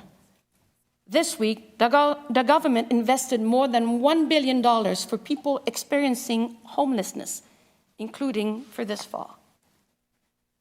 In 2017, the government announced that it would reduce chronic homelessness by 50%. The government has already helped more than 1 million people get a safe and affordable place to call home. Given the progress that has been made and our commitment to do more, the government is now focused on entirely eliminating chronic homelessness in Canada. At the same time, the government will also make substantial investment in housings for Canadians. The government will add to the historic National Housing Strategy announced in 2017 by increasing investment to rapid housing in the short term and partnering with not-for-profit and co-ops in the mid to long term. For the middle class, the government will also move forward with enhancement to the first-time home buyer incentive, including in Canada's largest cities, so family can afford to buy their first home. Tout le monde mérite d'avoir un toit au-dessus de la tête. Housing is something everyone deserves, and it's also a key driver of the economy. Construction projects create jobs, and having a home is critical so people can contribute to their communities. Just like everyone deserves a home, everyone deserves to be able to put nutritious food on the table. The pandemic has made that harder for Canadians. The government will continue to work with partners, including working directly with First Nations, Inuit and Métis Nation partners, to address food insecurity in Canada. The government will also strengthen local food supply chains here in Canada. The Canadian and migrant workers who produce, harvest and process our food, from people picking fruit to packing seafood, have done an outstanding job getting good food on people's plates. They deserve the government's full support and protection. The government will also ensure that those in Canada's supply-managed sectors receive full and fair compensation for recent trade agreements. Farmers keep our families fed, and we will continue to help them succeed and grow. This pandemic has revealed gaps in health, housing, and food supply. And it has also laid bare inequalities that Canadians face in the workforce. We have an opportunity to not just support Canadians, but to grow their potential. Working with the provinces and territories, the government will make the largest investment in Canadian history in training for workers. This will support Canadians as they build new skills in growing sectors, help workers receive education and accreditation, and strengthen workers' futures by connecting them to employers and good jobs in order to grow and strengthen the middle class. From researchers developing vaccines to entrepreneurs building online stores, this pandemic has reminded us of the power of the knowledge economy and how vital it is for our future. Canadians are leading, and they should have government services that keep up. The government will make generational investments in updating outdated IT systems to modernize the way that government serves Canadians, from the elderly to the young, from people looking for work to those living with a disability. The government will also work to introduce free, automatic tax filing for simple returns to ensure citizens receive the benefits they need. Government must remain agile and ready for what lies ahead. Climate action will be a cornerstone of our plan to support and create 1 million jobs across the country. This is where the world is going. Global consumers and investors are demanding and rewarding climate action. Canadians have the determination and ingenuity to rise to this challenge and global market opportunity. We can create good jobs today and a globally competitive economy, not just next year, but in 2030, 2040, and beyond. Les Canadiens sont conscients que les changements climatiques menacent leur santé. Canadians also know climate change threatens our health, way of life, and planet. They want climate action now, and that is what the government will continue to deliver. The government will immediately bring forward a plan to exceed Canada's 2030 climate goal. The government will also legislate Canada's goal of net zero emissions by 2050. As part of its plan, the government will create thousands of jobs retrofitting homes and buildings, cutting energy costs for Canadian families and businesses, invest in reducing the impact of climate-related disasters like floods and wildfires to make communities safer and more resilient, help deliver more transit and active transit options, and make zero-emission vehicles more affordable while investing in more charging stations across the country. A good example of adapting to a carbon-neutral future is building zero-emissions vehicles and batteries. Canada has the resources from nickel to copper needed for those clean technologies. This, combined with Canadian expertise, is Canada's competitive edge. The government will launch a new fund to attract investments in making zero-emission products and cut the corporate tax rate in half for these companies to create jobs and make Canada a world leader in clean technology. The government will ensure Canada is the most competitive jurisdiction in the world for clean technology companies. Additionally, the government will transform how we power our economy and communities by moving forward with a Clean Power Fund, including projects like the Atlantic Loop that will connect surplus clean power to regions transitioning away from coal, and it will support investment in renewable energy and next-generation clean energy and technology solutions. Canada cannot reach net zero without the know-how of the energy sector and the innovative ideas of all Canadians, including people in places like British Columbia, Alberta, Saskatchewan, and Newfoundland and Labrador. The government will support manufacturing, natural resource, and energy sectors as they work to transform to meet a net zero future, creating good-paying and long-lasting jobs. And it will recognize farmers, foresters, and ranchers as key partners in the fight against climate change, supporting their efforts to reduce emissions and to build resilience. The government will continue its policy of putting a price on pollution, while putting that money back in the pockets of Canadians. It cannot be free to pollute. This pandemic has reminded Canadians of the importance of nature. The government will work with municipalities as part of a new commitment to expand urban parks so that everyone has access to green space. This will be done while protecting a quarter of Canada's land and a quarter of Canada's oceans in 5 years, and using nature-based solutions to fight climate change, including by planting 2 billion trees. The government will ban harmful single-use plastics next year and ensure more plastic is recycled. And the government will also modernize Canada's Environmental Protection Act. When the Prairie Farm Rehabilitation Administration was closed by a previous government, Canada lost an important tool to manage its waters. The government will create a new Canada Water Agency to keep our water safe, clean, and well managed. The government will also identify opportunities to build more resilient water and irrigation infrastructure.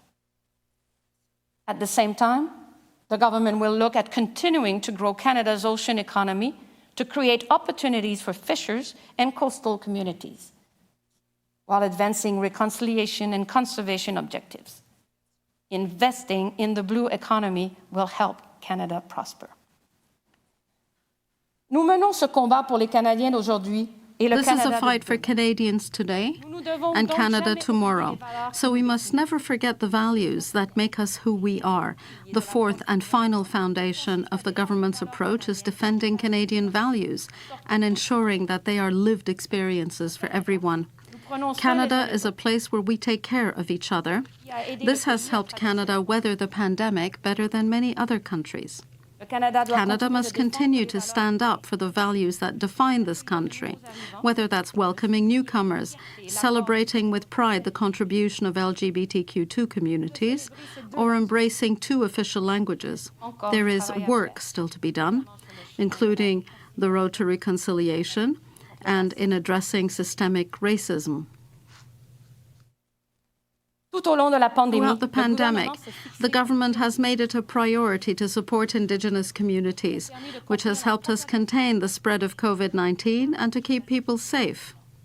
That is something the government will continue to do. The government will walk the shared path of reconciliation with Indigenous peoples and remain focused on implementing the commitments made in 2019.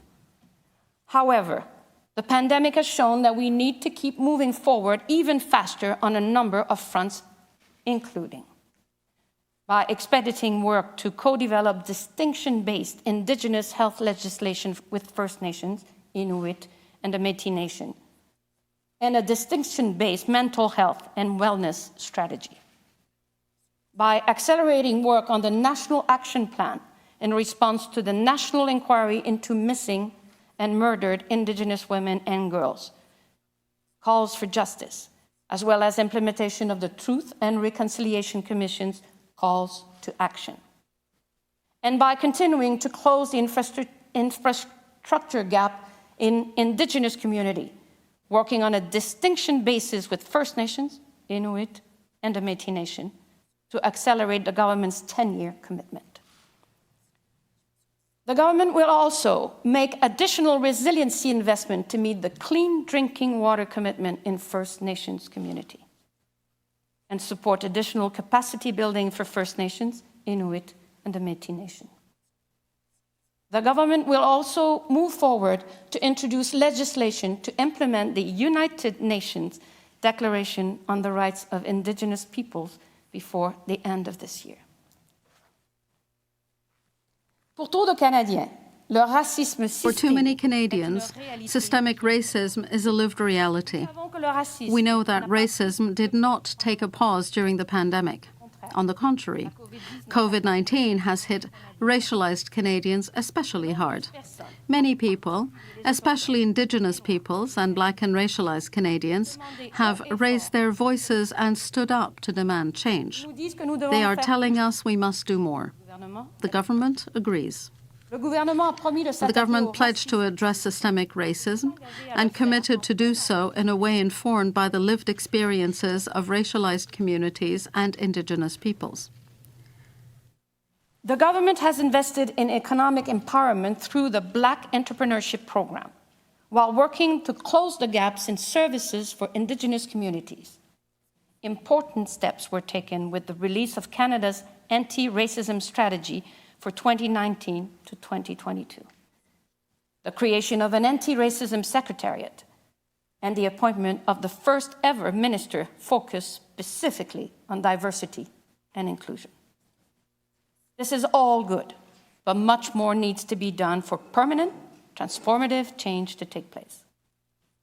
The government will redouble its effort by taking action on online hate, going further on economic empowerment for specific communities, and increasing diversity on procurement, building a whole of federal government approach around better collection of disaggregated data, implementing an action plan to increase representation in hiring and appointments, and leadership development within the public service, and by taking new steps to support the artistic and economic contributions of Black Canadian culture and heritage. Progress must also be made through the policing and justice systems. All Canadians must have the confidence that the justice system is there to protect them, not to harm them. Black Canadians and Indigenous peoples are overrepresented in the criminal justice system. That has to change. The government will take steps to ensure that a strong hand of criminal justice is used where it is needed to keep people safe, but not where it would be discriminatory or counterproductive. The government will introduce legislation and make investments that take action to address the systemic inequities in all phases of the criminal justice system, from diversion to sentencing, from rehabilitation to records. The government will move forward on enhanced civilian oversight of our law enforcement agencies, including the RCMP. It will modernize training for police and law enforcement, including addressing standards around the use of force. It will move forward on RCMP reforms with a shift toward community-led policing. And it will accelerate work to co-develop a legislative framework for First Nations policing as an essential service. Nos deux langues officielles sont indissociables. Our two official languages are woven into the fabric of our country. The defense of the rights of francophones outside Quebec and the defense of the rights of the Anglophone minority within Quebec is a priority for the government. The government of Canada must also recognize that the situation of French is unique. There are almost 8 million francophones in Canada within a region of over 360 million inhabitants who are almost exclusively Anglophone. The government therefore has the responsibility to protect and promote French not only outside of Quebec, but also within Quebec. In this vein, 51 years after the passage of the Official Languages Act, the government is committed to strengthening this legislation, among other things by taking into consideration the unique reality of French. Immigration remains a driver of Canada's economic growth. With other countries rejecting global talent that could help their economy, Canada has an opportunity, as we recover, to become the world's top destination for talent, capital, and jobs. When people choose Canada, help build Canada, and make sacrifices in support of Canada, we should make it easier for them to formally become Canadians. Earlier this year, the government announced measures to grant permanent residency to people who, although not Canadian citizens, had cared for the most vulnerable in long-term care homes and other medical facilities. The government will continue to bring in newcomers and support family reunification. We know that there is an economic and human advantage to having families together. As part of both the short-term economic recovery and of a long-term plan for growth, the government will leverage the advantage we have on immigration to keep Canada competitive on the world stage. Nous devons donner suite à toutes ces priorités au pays. We must take action on all these priorities at home, but we must also address the world in which we live. COVID-19 has accelerated the existing trends towards a more fragmented global order. It remains in Canada's interest to create and maintain bilateral and multilateral relationships to advance peace and economic prosperity. The government will invest more in international development while supporting developing countries on their economic recoveries and resilience. Canada will also support work to ensure that people around the world have access to a vaccine. We cannot eliminate this pandemic in Canada unless we end it everywhere. The government will also continue to stand up for human rights and the rule of law. It is unacceptable that any citizen be arbitrarily detained. Michael Kovrig and Michael Spavor must be brought home. This is something for which all Canadians stand united. The government will continue to fight for free trade, including by leading the Ottawa Group to reform the World Trade Organization. Our like-minded allies and partners are investing to make sure their societies emerge stronger. This government's plan does that as well. Taken together, this is an ambitious plan for an unprecedented reality. The course of events will determine what needs to be done when. But throughout, protecting and supporting Canadians will stay the top priority. And the core values that have driven the government since day one will remain the same. In 2015, Canadians asked their government to deliver real change on everything from middle-class jobs to climate change. In 2019, the people chose a parliament that would keep moving forward on these shared goals. And in 2020, Canadians expect nothing less. It is no small task to build a stronger, more resilient country. It will take hard work. It will require a commitment to finding common ground. Mesdames et messieurs, les parlementaires, les Canadiens. Ladies and gentlemen, parliamentarians, Canadians have placed a trust in you to guide this country forward. They have placed their faith in you to work together to meet whatever challenges we face. Remember that we are here today because of the generations of Canadians who came before us. We are here because of the women and men, our parents, grandparents, and great-grandparents, who had the courage to reach for a better future. Today, it is our turn, our moment to build a stronger and more resilient Canada for everyone. Members of the House of Commons, you will be asked to appropriate the funds to carry out the services and expenditures authorized by Parliament. Members of the Senate and members of the House of Commons, may you be equal to the profound trust bestowed on you by Canadians, and may divine providence guide you in all your duties. Well, my friends, there you have it.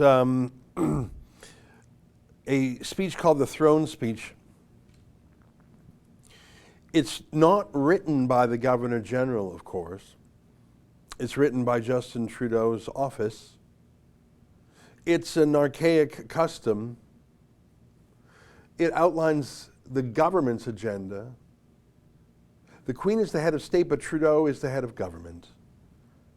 This is what the new Parliament will be about. What I mean by that is, of course, Justin Trudeau prorogued the last Parliament, and in so doing, he dissolved the various ethics committees looking into his misconduct. Isn't that a happy coincidence? So a new Parliament is being called, and this is the agenda of the new Parliament, according to the Prime Minister's office. There are a few things that made me laugh out loud. I won't deny it. I laughed. I can't believe she said it. We're not in a recession, people. We're in a she-session. Women hardest hurt. As if you have a household, mom, dad, and the kids, and they're having a tough time as a household. But it's a she-session, don't you know? Just a very, very, very strange thing to say. Very goofy. Very childish. Not serious, not a fit for the tenor of the time. Justin Trudeau obviously insisted that be put in there. Earlier today I was talking about Trudeau, I don't know what I was thinking, of course it's the throne speech. Trudeau will speak to the throne speech in his thespian approach, but of course it was Julie Payette. In my mind I was imagining what he would say about it later. A she session, but what really struck me, and it was said a couple of times, in fact I've got a copy of the speech here, the phrase build back better. It was said 3 times, so it's no accidental phrase. Build back better. Have you heard that before? Have you heard the phrase hope and change before? Maybe you've heard ask not what your country can do, ask for what you can do for your country. These are American political phrases. Build Back Better is not particularly famous, but it happens to be the name of Joe Biden's campaign plan.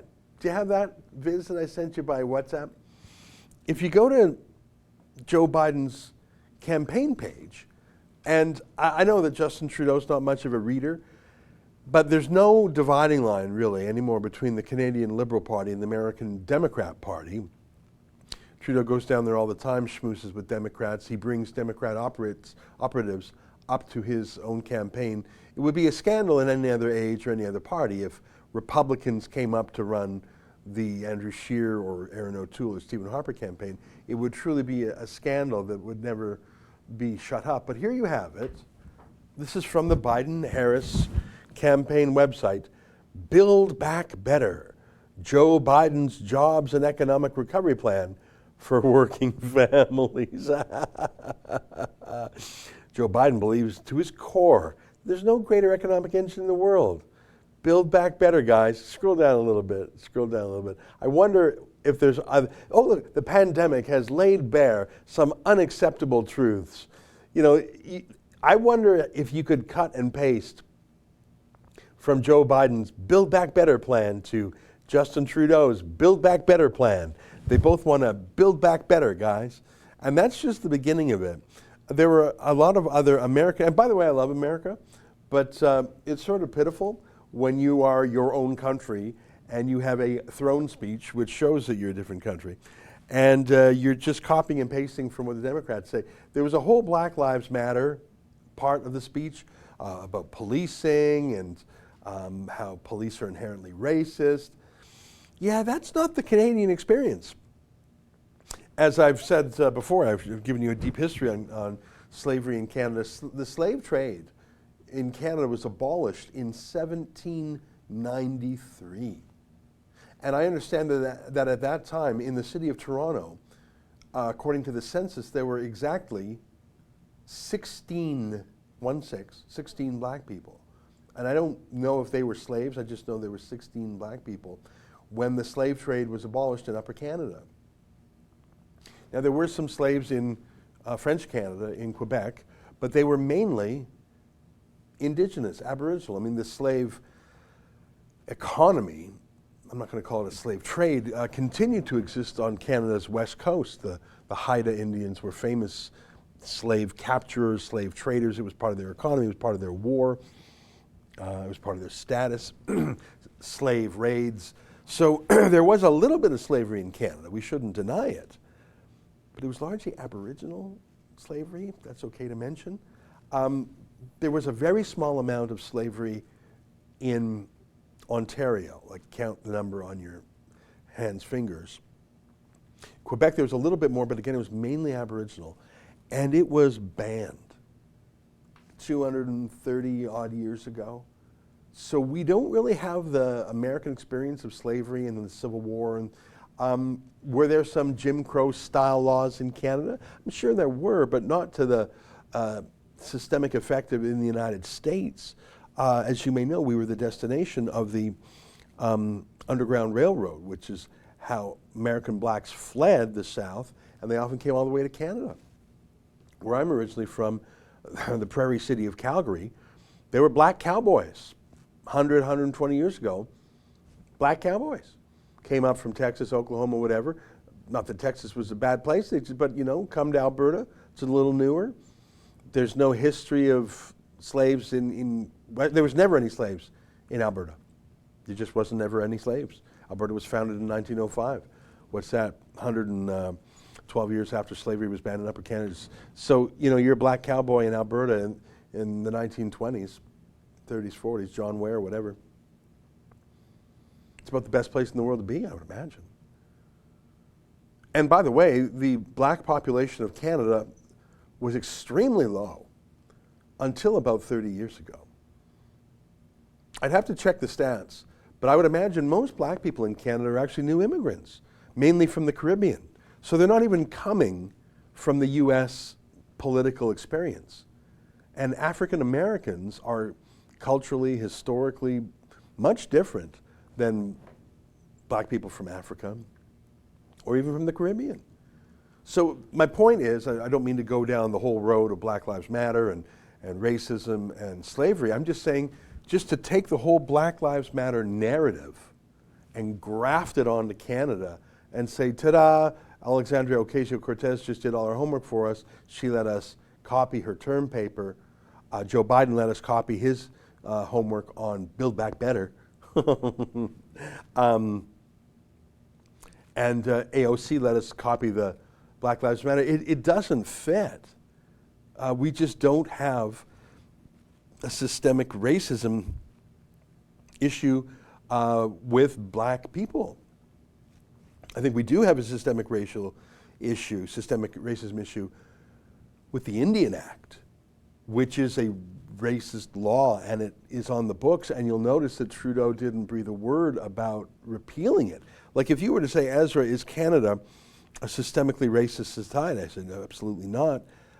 But I would have to admit that we have a couple of racist laws in this country, explicitly racist, with racist purposes, and one of them is the Indian Act, and not a peep out of Trudeau about that. I got some super chats, and I'm going to read them, but let me just give you a few more quick thoughts from me on this. Build Back Better is code for let's spend a lot more. And let's not just spend, let's have it really politicize spending. Green New Deal. Again, borrowing from AOC. You've got your Build Back Better, you've got your Black Lives Matter, and you've got your Green New Deal. There's just not a lot of original thinking here. It's just sort of everything from that the Liberal Party has been either watching Americans do, or like pharmacare. You're still talking about that? You've been promising pharmacare for 25 years? National daycare. Yeah, I mean, I hope those two things don't happen. Universal pharmacare, so we're now nationalizing another industry, and we're giving it free to rich people. Why are we doing that? Again, if you want to help poor people get medicine, I'm all for that. If you want to get drug prices down, I'm interested to hear how you plan on doing that without destroying research into promising new drugs. I'm interested in hearing that, but why you want rich people to have free medicine? Like, why is that a priority? I don't get it. Free daycare. So you're going to tax moms who stay at home to subsidize daycare for families where the mom doesn't stay at home. You're showing your bias against moms. That's just what that is. A whole new industry. And I put it to you that the Quebec nationalized daycare has been a failure by many measures. There was a strong censorship provision there, wasn't there? Censor the internet, punish internet companies. I have no love for Facebook, YouTube, Twitter, Amazon, Google. I despise many things about those companies. I despise their monopolies. I despise their political biases. You may know that my own book, China Virus, was censored not once but twice, I'd say 2.5 times, by Amazon. They just refused to publish it for 2 months because I contradicted official sources. That's literally the excuse they get. I hate those companies. But it was crystal clear here that the Liberals plan to go to war against Facebook until Facebook pays them some sort of a money shakedown-y thing. And the rationale, what I've heard from that is because Facebook and Google have links to these news sources. We're in that business. We like people to come and click on us. And if someone on Facebook publishes a link so the customer comes to our website, that's called good news where I'm from. Why would you want Facebook to stop doing that? I don't understand who's losing there. When we have a story that goes viral, quite often it's just a big person on Facebook or a big Facebook page that links to us, and then a lot of people follow that to us. It's like having an introduction. You don't read the whole story or watch the whole story on Facebook, and if you do, it's still sort of, our stuff is embedded there. I don't even understand the thinking there other than, oh my God, we're extremely poor. Facebook, YouTube, Google, Twitter, Amazon, Netflix are extremely rich. Let's see if we can shake them down because everyone hates the big tech companies. That's true. Everyone does hate the big tech companies. I think they hate the government just as much. But what scared me was the internet censorship provision there. It's not a revolutionary document other than in one respect. It's using the crisis or the perceived crisis of the pandemic as an excuse for all these things that have been hanging around the Liberal Party for years. Oh, let's do pharmacare, man. No, we can't afford it. Oh, let's do national daycare, man. I mean, these are just old ideas that have been put, like leftovers that have been reheated. No one wants it. Put it back in the fridge. Okay, reheated. No one wants it. Put it back in the fridge. So they're saying, let's clean out our whole fridge. All our ideas we've ever had, let's just go nuts with it now because we're spending like crazy. Let's keep spending like crazy. All the things that we've ever wanted to do, let's just dump them out now. We'll give them fancy new names like Build Back Better. That's a Joe Biden campaign document, you guys. Black Lives Matter. Yeah, that's an American corporation with a specific Marxist worldview that is exclusively American. Just doesn't apply. But you can see the mindset is only the public sector can save us. There's no such thing as government getting out of the way. There's no such thing as saying, okay, the pandemic's sort of over, we're going to go back to our old ways and let the private sector. No. This is the new normal. It's government only. It's public sector only. There was one line in there. Let me see if I can find it. It was just, I mean, I've taken some economics classes in school, and I've done a fair bit of reading about economics in my life. I'm not a scholar. I know that unlike Justin Trudeau, that you don't build an economy from the heart out. But let me just read one line from the speech. With interest rates so low, central banks can only do so much to help, as in they're already flooding the market with cheap money. There is a global consensus that governments must do more. Yeah, I don't think there's a global consensus to that, mate. But this is the line here. Government can do so while also locking in the low cost of borrowing for decades to come. Is that true? Is that how it works? Locking in the low cost of borrowing for decades to come. If you want to borrow money, you have to find a lender, right? So it's an agreement.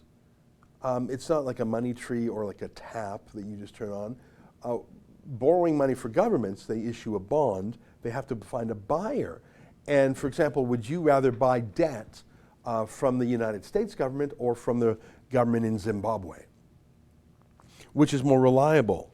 Which would pay interest more certainly? Which could you count on?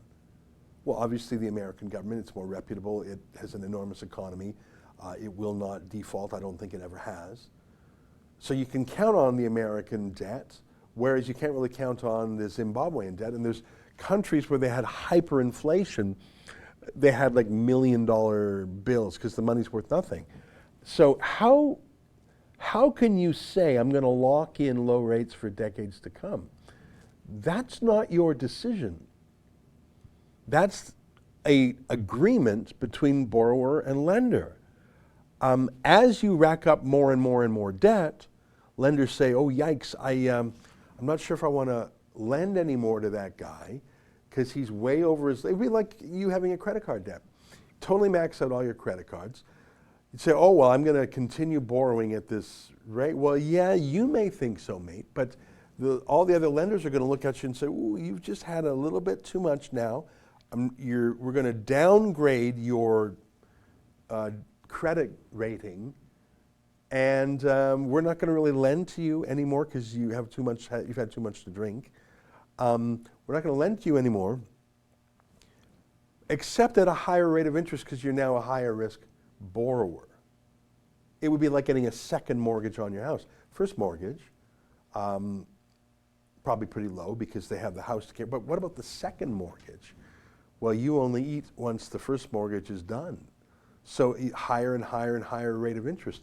I just don't understand that line. Maybe I'm not understanding it. But anyone who says we will lock in low interest rates for decades, you can do a mortgage. You can go to the bank and say, can I get in a low interest rate on this house? Let's do a long-term mortgage. And yeah, you can get that right now. You can lock in a deal now for low interest for a mortgage for your house, right?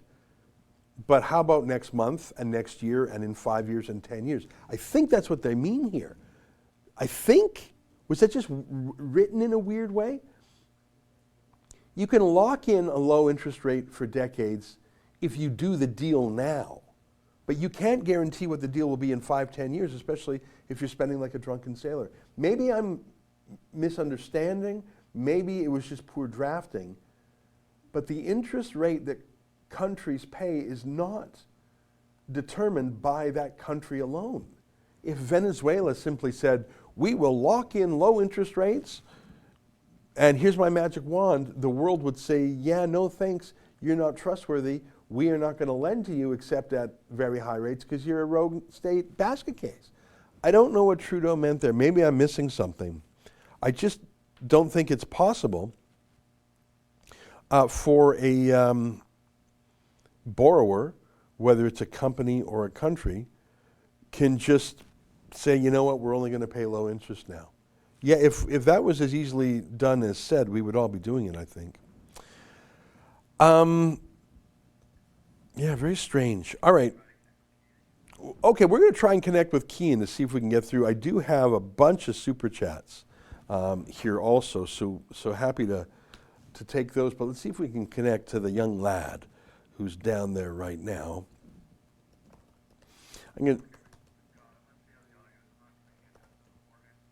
Okay, we're going to give it a try right now. Hey, Kean, how you doing out there? Great. I think that there might be a Skype issue here. It's not my phone, I don't think. It sounds better. We can hear you. It looks like you've gone to work for the CBC, Kean. We're actually just camped out here because we figure that there might be some Liberals coming in for interviews. So we're trying to see if we can get them to answer some of our questions before they go in to talk to the state broadcaster. I think that's a really good idea. Of course, the state broadcaster and the state are like peas and carrots. They're pretty closely related. What was your takeaway from the speech? Was there anything that caught your ear? I laughed out loud. Well, not out loud. I laughed in my own mind.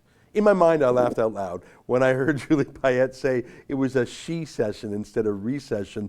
That's the kind of dumb little phraseology that Justin Trudeau personally really, really likes.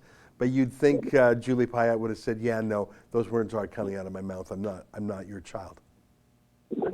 Yeah, a few things came to my mind when I heard the speech. Mainly, I think that the most interesting thing to happen today will be what happens tonight when Justin Trudeau tries to upstage the Crown, doing something that has never happened in Canada. The Prime Minister is trying to speak over the Queen, which is the point of the throne speech. He's going to take up space on all of the national broadcasters to say something else that apparently couldn't have been said in speech from the throne. Not clear what that is, but we'll find out later. I was interested to see that Alberta was mentioned once, and the only time that it was mentioned was when they were talking about making Alberta carbon neutral. Basically saying that the Alberta oil sands is going to be disappearing very soon, And on top of that, the only time they ever mentioned China was, actually they didn't mention China. They mentioned Michael Kovrig and Michael Spavor, but they do that all the time. That's nothing new. They didn't mention once the aggression we're seeing out of China. They didn't mention once our relationship with China, the deteriorating one, and what their plans are to address Canada on the global stage. Really, nothing at all. So hopefully we'll see something more interesting tonight. Hopefully Justin Trudeau has a plan that is something else than making the government the entire Canadian economy. Well, I'm going to give them more credit than you for mentioning Michael Kovrig and Michael Spavor. I'm surprised they mentioned them at all. You're right, they do make a statement every once in a blue moon, followed up by nothing. There was nothing in there about Huawei or security, nothing in there about trade, nothing in there about China lying about the virus. But I actually am going to give them one micron, one peppercorn of credit for mentioning Kovrig and Spavor, just because we know it'll irritate the Chinese embassy. So I will give them that jot, that iota, that scintilla of credit. I think it was also funny that they keep using that American Democrat phrase, build back better. They said it 3 times. That's Joe Biden's economic plan. I wonder if Justin Trudeau knew that, if he just cut and paste, or if some speechwriter cut and paste and didn't tell Trudeau. I think it's really, really, really weird to say build back better is your whole theme. It would be like Aaron O'Toole running on make Canada great again. People would say, yeah, you know you're borrowing that from another country, right? I just found that odd. Am I overstating it? No, they've done it a few times, actually. A few ministers, and I'll have to go back and find out exactly which ones. But a few of them from Trudeau's government have used that phrase, build back better. It's not something new from the speech from the throne. They, for some reason, keep reiterating the talking points of the Democratic nominee, which I'm sure can't sit well with Donald Trump, who, whether you like him or not, is the greatest partner Canada has in the entire world. So I don't know why Justin Trudeau is purposely trying to agitate him, because that's what it is. I mean, I don't think it was an accident. I think they are a little bit smarter than that. I didn't see it as an agitate Trump thing, but now that you mention it, I suppose it could be. I really don't think a single American will pay attention to what a Canadian economic plan looks like, is called, whatever. I think it's more just lazy, sloppy, not even pretending you're not just cutting and pasting from the other kids in class.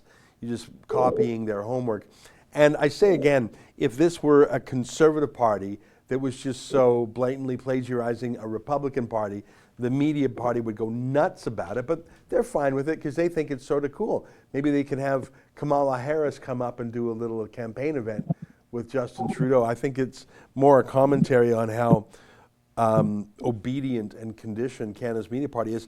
Have you seen any other journalists? Or are they all hiding behind masks and whatnot? What's the media party like today? It looks like they're doing some social distancing there. What's the scoop? They're not happy. They're not happy with me, especially that I wasn't wearing a mask when I was interviewing Elizabeth May. And you know what? I don't mind wearing a mask. I'm not like an anti-masker. I think I look great in a mask. But I wasn't wearing a mask at this one particular instance. And the mainstream media outside of Parliament just absolutely had a conniption, swearing at me. It was funny to watch, but I guess they have time on their hands because they got all of their news coverage wired to them by Justin Trudeau earlier today, I'm sure. So, I mean, the mainstream media is abdicating their duty as per usual, but I guess that means it falls to us.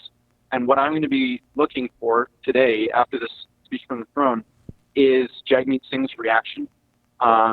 He had 2 requirements, basically a red line for Justin Trudeau, saying, and one of those was that they must keep CERB, they must extend CERB, and that wasn't in the speech from the throne, which means there's either going to be an election triggered tomorrow, or Jagmeet Singh will support the speech from the throne, and his word means nothing, and he betrays every single NDP member in the country, and he will never be a significant force in Canadian politics ever, because nobody can trust him and he never follows through with his word. Well, again, I'm going to take a slightly different view than yours. I don't think anyone does think Jagmeet is a significant force. He's I mean, you thought Trudeau was shallow. Trudeau explains the hard parts to Singh. It's just quite something. He cut his party's support in half in the last election. I just think he is always a nothing. I think he will absolutely submit to this. This is the biggest spending. I mean, if these promises were kept, and again, that's a big if with Trudeau, but this is a promise to continue spending at pandemic panic levels, and any new Democrat would be insane to say no to this. This is more than anything they would ever have dared suggest. So I think Jagmeet Singh will bend like the blade of grass in the wind. Last word to you, Kian. Is there anything here that actually surprised you? I was surprised by the magnitude of the spending, and of course there's no cost breakdown that was given. But we'll see. I mean, the National Child Care Program, it's increasing pharmacare. It is going to be a very expensive few months. Probably I mean, the debt that Canadians are going to be shouldering, working Canadians are going to be shouldering over the next few months and years is going to be tremendous. It's actually quite a horrifying day today, and I don't know what Justin Trudeau is going to do later today that will make it worse, but I guess we can just hold our breath collectively that he won't make it any more worse, but I can't see that happening. I'm sure it's going to be even more terrifying as the day proceeds where Justin Trudeau delivers his national address. All right, man. Build back better, okay? All right, got it. And I'll try and get a better phone connection. I'm not sure what's going on, if it's with Skype or if it's with my phone. I have no idea. We'll but figure it I'll out. work Listen, on it. I was just saying build back better is just, that's my own, I'm going to get that on a tattoo or something. It's you know what, the media party made fun of Melania Trump for her Be Better campaign. I mean, she's a first lady. She's not supposed to be political. It's supposed to be easy peasy. And everyone mocked her for Be Better. And then the Democrats came out with Build Back Better. And that was so inspirational to Justin Trudeau. He put it in his throne speech 3 times. So build back better, man. You keep building. Will do. Make sure it's back, and it bloody well be better. All right? We'll work on it. Okay, build back better. Build back better. We'll talk to you later. Okay, talk to you later. That's Kian. Build back better, Bexty. I'm calling him B4. B to the power 4. It's B quadrupled. Build back better, Bexty. Build back better, guys. Are you building back better? I sure hope you are. I mean, you don't want to build back worse. You can build back the same. All right, missed opportunity. Build back worse, definitely not good. Build back better, okay? We're going to get through some super chats. Viking Insane, $2. Whites will end up in camps within 10 years. Well, I don't know what you mean. Kate, $5. Hate to say it, but it may be civil disobedience time. Tyranny is tyranny. What else is there? Protest is useless. I don't know if protest is useless. I think sometimes protest is a surprise to the powers that be because they're in sort of a closed loop, an echo chamber. And I saw a protest in Berlin. We had a correspondent from there. Tens of thousands of people protesting the lockdown. I think that made a difference. Robert F. Kennedy Jr. was there. Mohawk Steel says, thank you. Well, thank you very much. Drew Weber, $20. Vote Maverick. Yeah, that's the name for the new Wexit party, I think. Maverick. I'm still a skeptic on that name. Kate, $2. Time to water the tree of liberty, folks.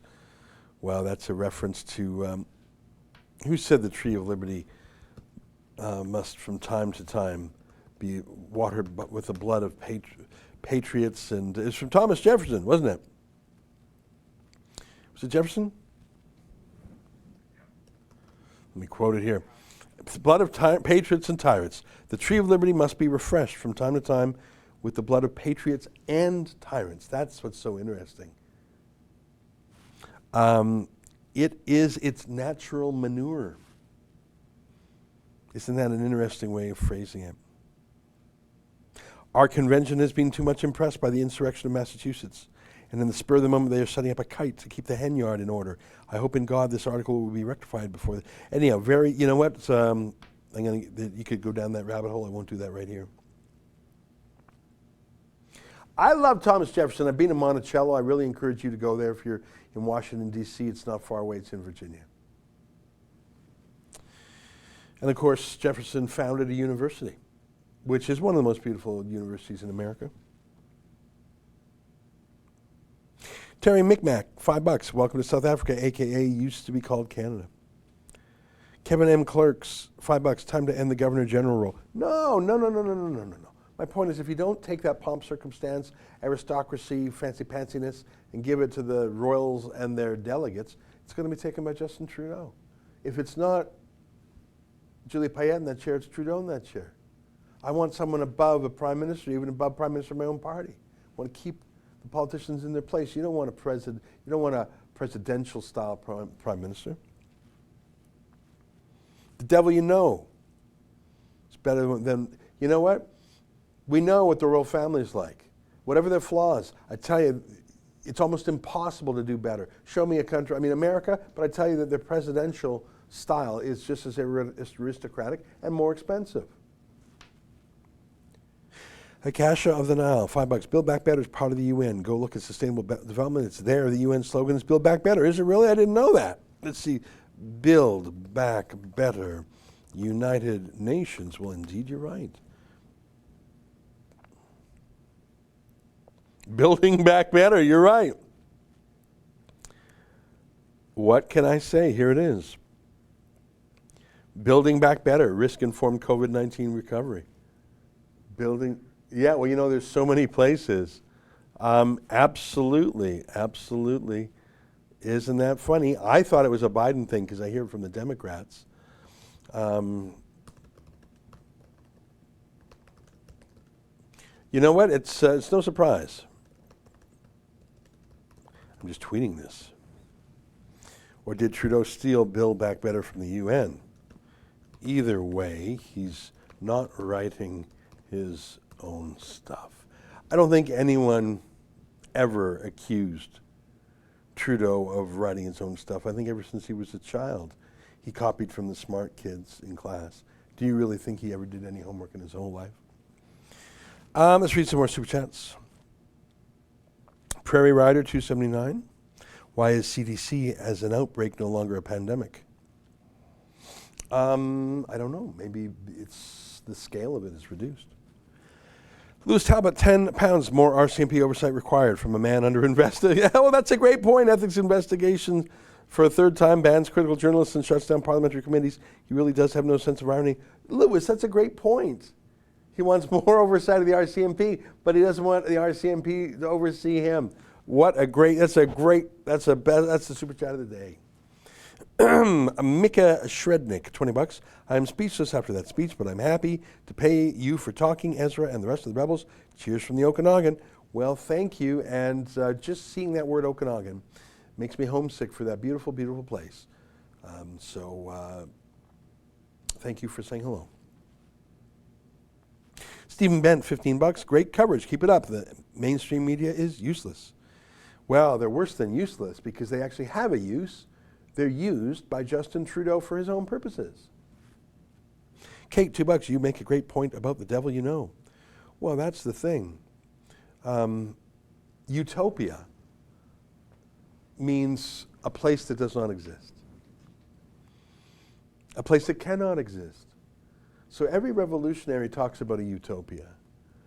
And as well they should. Otherwise, how would you motivate people to destroy where they are? Unless you're promising them a perfect place. But show me such a perfect place. America's revolution in many ways improved on the British Empire from which it broke. But the British Empire was pretty bloody good to begin with. It's a miracle, really, the American Revolution. So many revolutions go astray. The French Revolution, the Russian Revolution, every tin pot dictatorship revolution, the Cuban Revolution, the Venezuelan Revolution. So to throw off one set of circumstances and hope that you'll get to utopia is almost impossible. Have we caught up on the super chats? I think we have. Well, it is 4:23 by my mark, and we were on TV today for an hour at our noontime show, and we've been on for what, 2.5 hours or 2 hours or something like that now. So I think we're going to take a break, my friends, and we will be back for a third time tonight when Justin Trudeau makes his very, very important speech. So he says, I don't think it's going to be that exciting. It's going to be on at 6. If you want to hit the notification bell, please do. I'll be back here in an hour and a half. So I'll say goodbye now. Thanks for super chatting. Bye-bye.